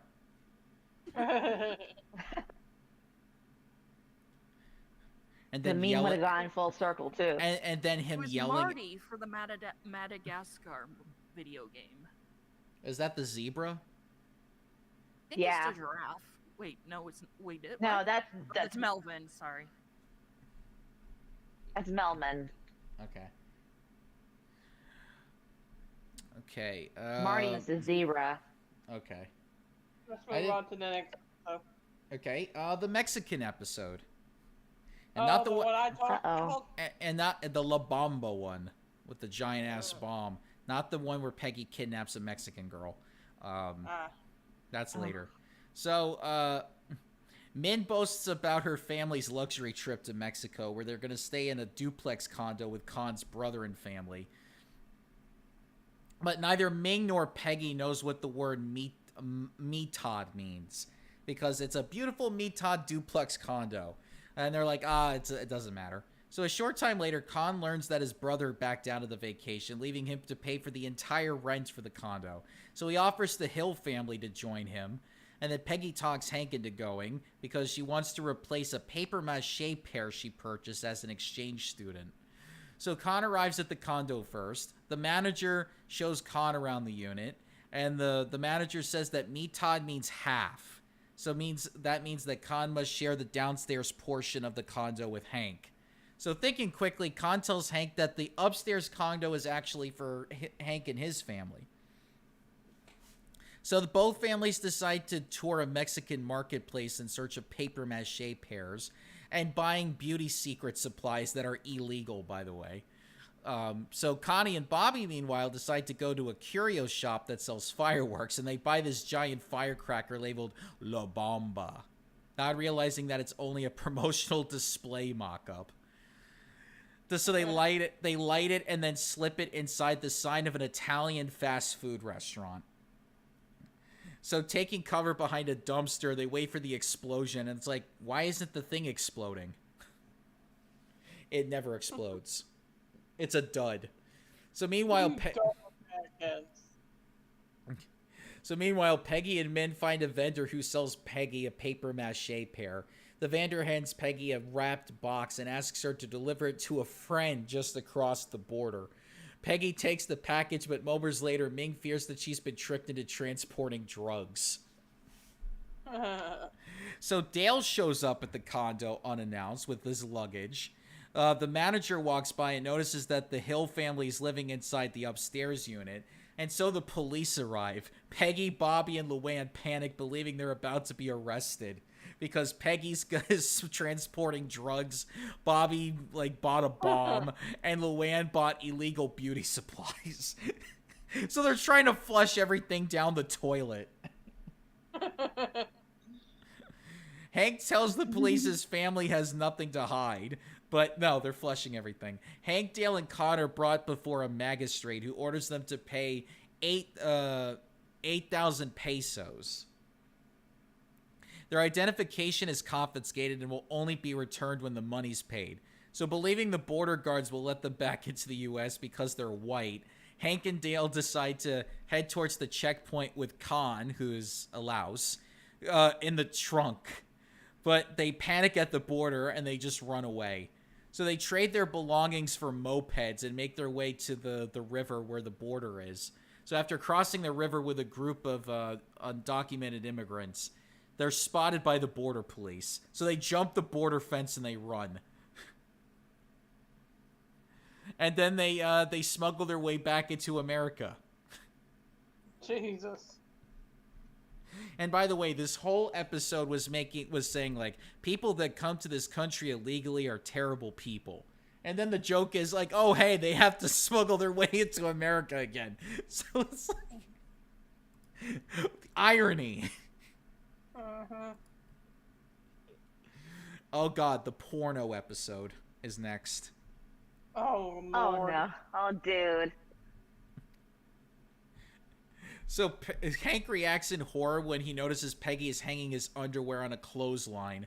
So Peggy's like, well, we have to get a dryer because the dryer broke down. So they go to the Megalo Mart to try to buy a propane fueled dryer. And so they settle on a dryer, and when they go to make the purchase, Peggy convinces Hank that it's in their best interest to use the store's credit card. But the salesman says that the application has been denied because Hank has bad credit. He's like, wait a minute, I've never had bad credit in my life.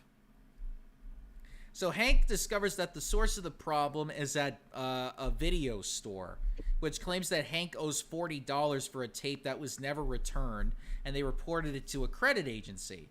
So the clerk explains that computer records indicate that the film is called Cuffs and Collars.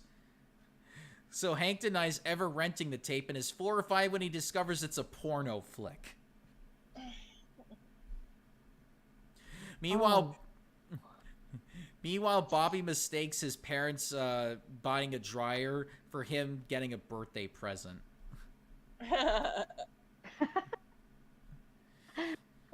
Bobby. So Peggy's like, just pay the $40 already. But Hank's like, no, I got a good name to uphold. I never rented that tape. Then Dale tells Hank that he has been pulled in by a systematic computer network and government conspiracy that he calls the Beast, designed to target, harass, and spy on citizens with computers and other technology. So Hank dismisses Dale until he gets a call from a porno distribution service who got his information on a mailing list from the video store. So his name ends up on a pornography mailing list, and then all of a sudden Hank starts getting mail of all these sex toys and videos. Good Lord. I remember that scene. Like, it shows up at the post office, and he's like, no, this shit ain't mine. And he's trying to, like, I think he's trying to throw it out, and, like, the older lady's like, young man, don't you want your mail? Don't you want it? And then she's listing off the name. And it's like, don't you want your wand massager? No, I don't need it.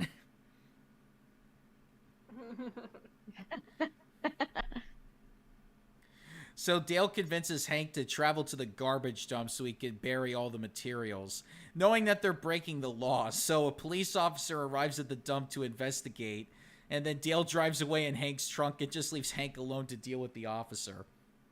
So the police officer tells Hank that it's against the law to bury things in the trash when he notices a petroleum-based byproduct in the Superglide lubricant and in the batteries of the vibrator, which Hank insists is a personal wand massager. After the officer states it's being disposed of illegally, he demands to seize Hank's license. Hank just runs away from the officer. And to get away from him, he throws the lubricant on the ground. Oh. So in a desperate attempt to clear his name... Oh, go ahead, Mooney.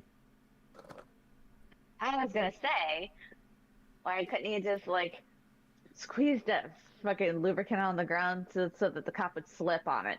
Oh, that's what he did. That's what he did. Hold on a minute. Oh, shit. Were any of the items in, like, mailing package that would have had his name on it? I think so, yes.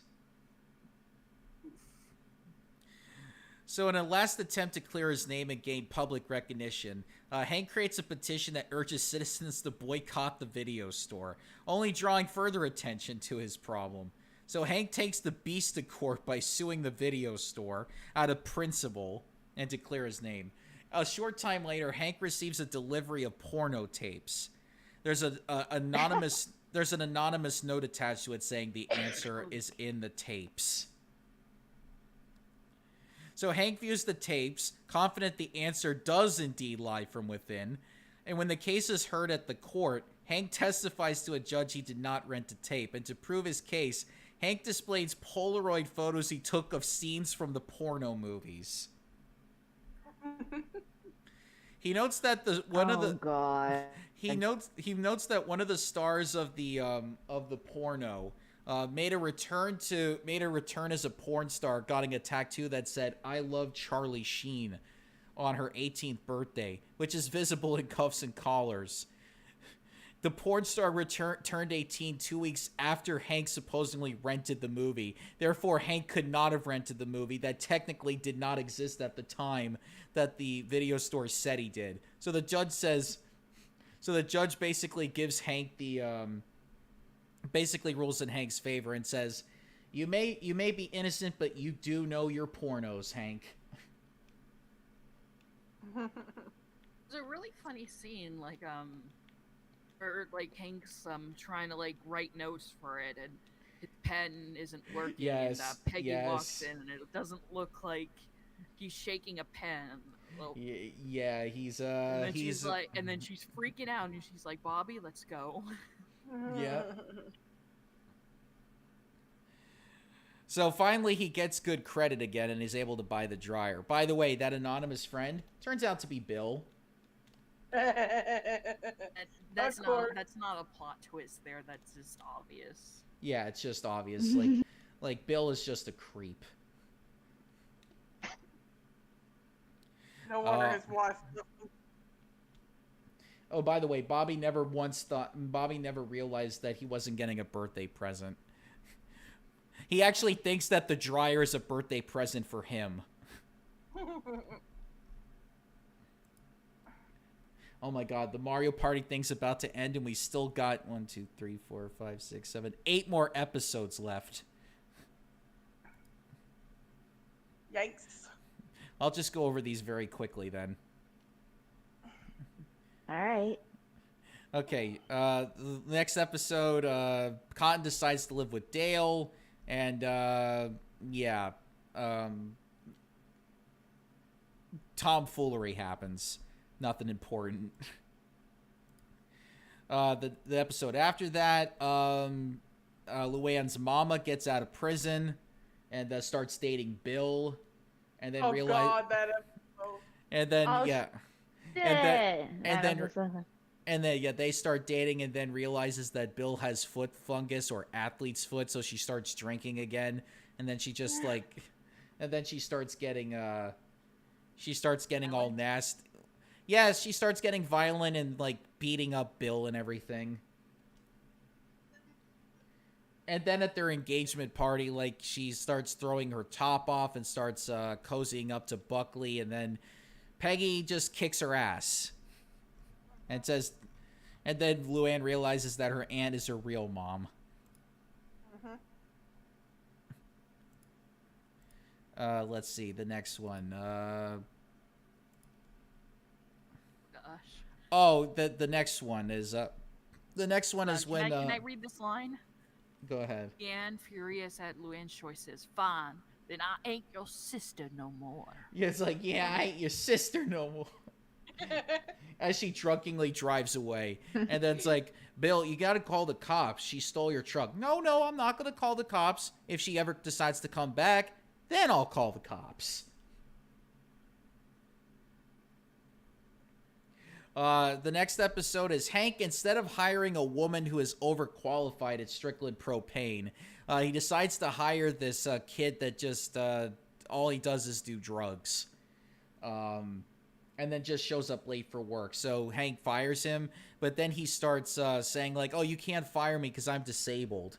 And that one guy from the very pilot episode comes back and says, under the American Disabilities Act, you can't fire somebody over a disability.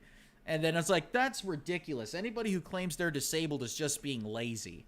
This is like one of those episodes where they think like, oh, if you claim to have a disability, you're just a baby and you're lazy. This was before people started realizing like, yeah, that's when people started realizing like, oh wait, ableism is a thing now? Yes, it is. And a lot of people back then were just like, God damn it. Anyway. Oh, the next one. Peggy gets a headache because she's now doing musings for the newspaper. And she finally realizes after all this time that Nancy has been cheating on Dale with John Redcorn after she looks at John Redcorn and Joseph for like 2 minutes. Like, how did you not know this? She's a dummy. And then finally decides to not tell Dale about it because Hank was just like, you just gotta let sleeping dogs lie. You'll get used to it after a while. Leah, get off my desk. Which, it leads to this, like, question, like, should Peggy have told Dale? Like, is it better to tell somebody they're being cheated on, or what? And that's what that whole episode's moral is about, apparently. And the moral is, like, don't tell anybody, because it's not your business. That's what the episode apparently says. So the next one, Bobby... The reason why she didn't tell Dale is because it was at the end of the episode, and he was watching how he interacted with Joseph and noticed how much that he loved Joseph, and yes, didn't want to ruin that for didn't want that ruined. You know, Dale's a very spiteful, angry little man who thinks his son is an alien. It doesn't happen until later, though. I was going to say, and how he reacted to Nancy probably would have taken some of the anger out on Joseph too, right? Maybe. Or no? Maybe. I don't know. Okay, the next episode, Bobby gets a job at a racetrack, and then Hank tries to teach Bobby about the value of hard work and always saying yes to your boss, even when your boss is being a total jackass. But when Hank finds out that Bobby's boss is a jackass, he just kicks his ass. And it's like, Bobby, I should have listened to you when you said that your boss was a dick.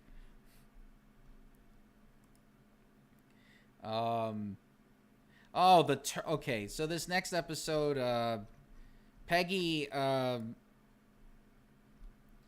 starts writing a song about turtles and about how turtles coming out of her shell is a euphemism for her finally getting to, like, reveal her true intentions about being a woman and how she's being silenced by men, pretty much.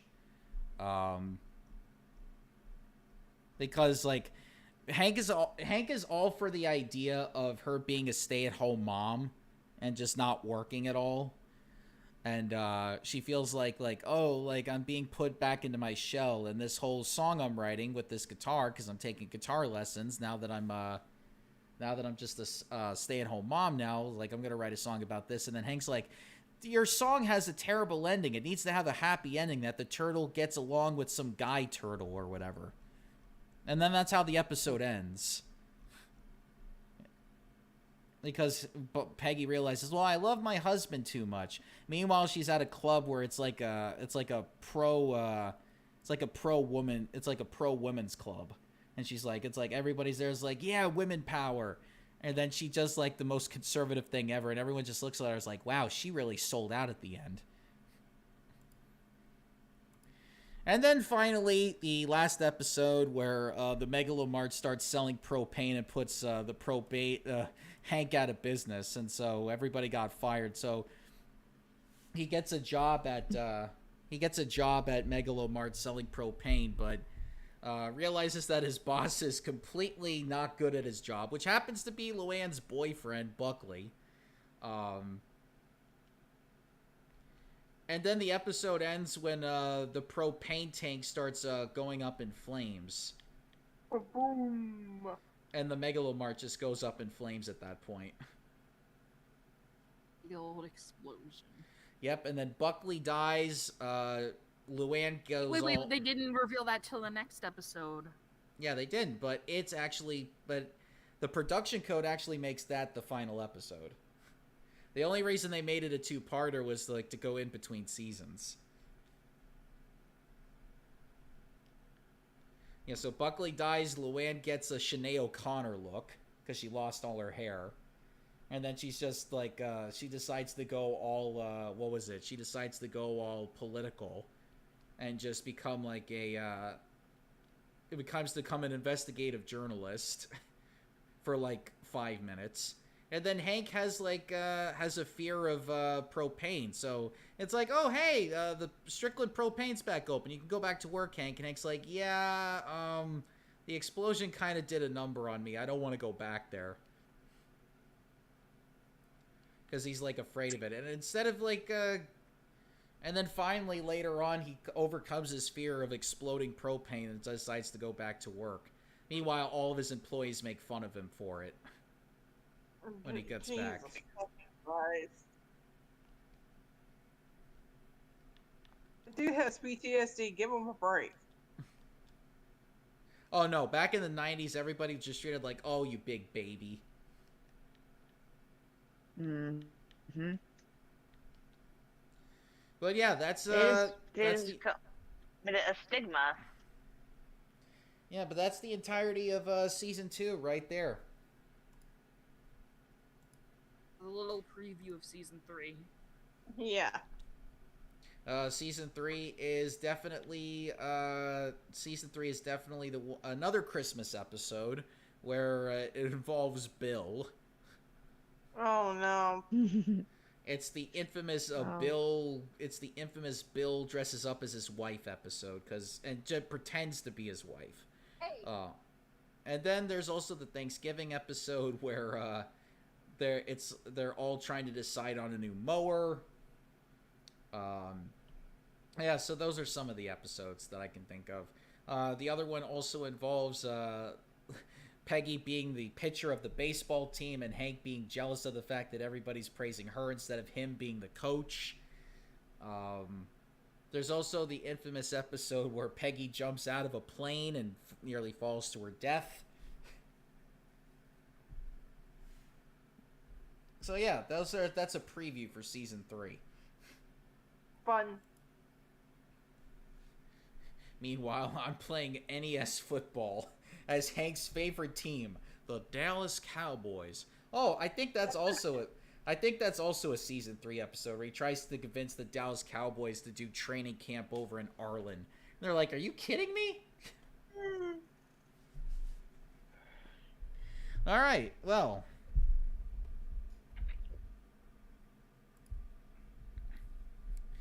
in that case, we'll see you all next time for season 3.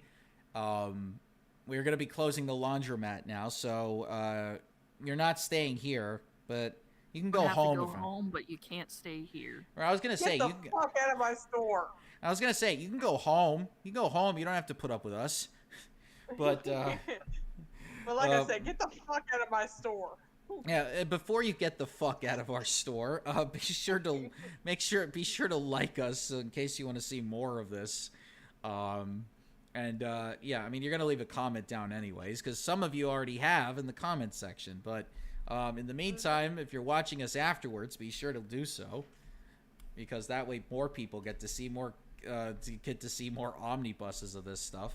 And until then, we'll catch you all Next either. week. Yeah, I guess we're gonna do a show after Thanksgiving. So, until then, Luigi, Pete, Wario, and swords.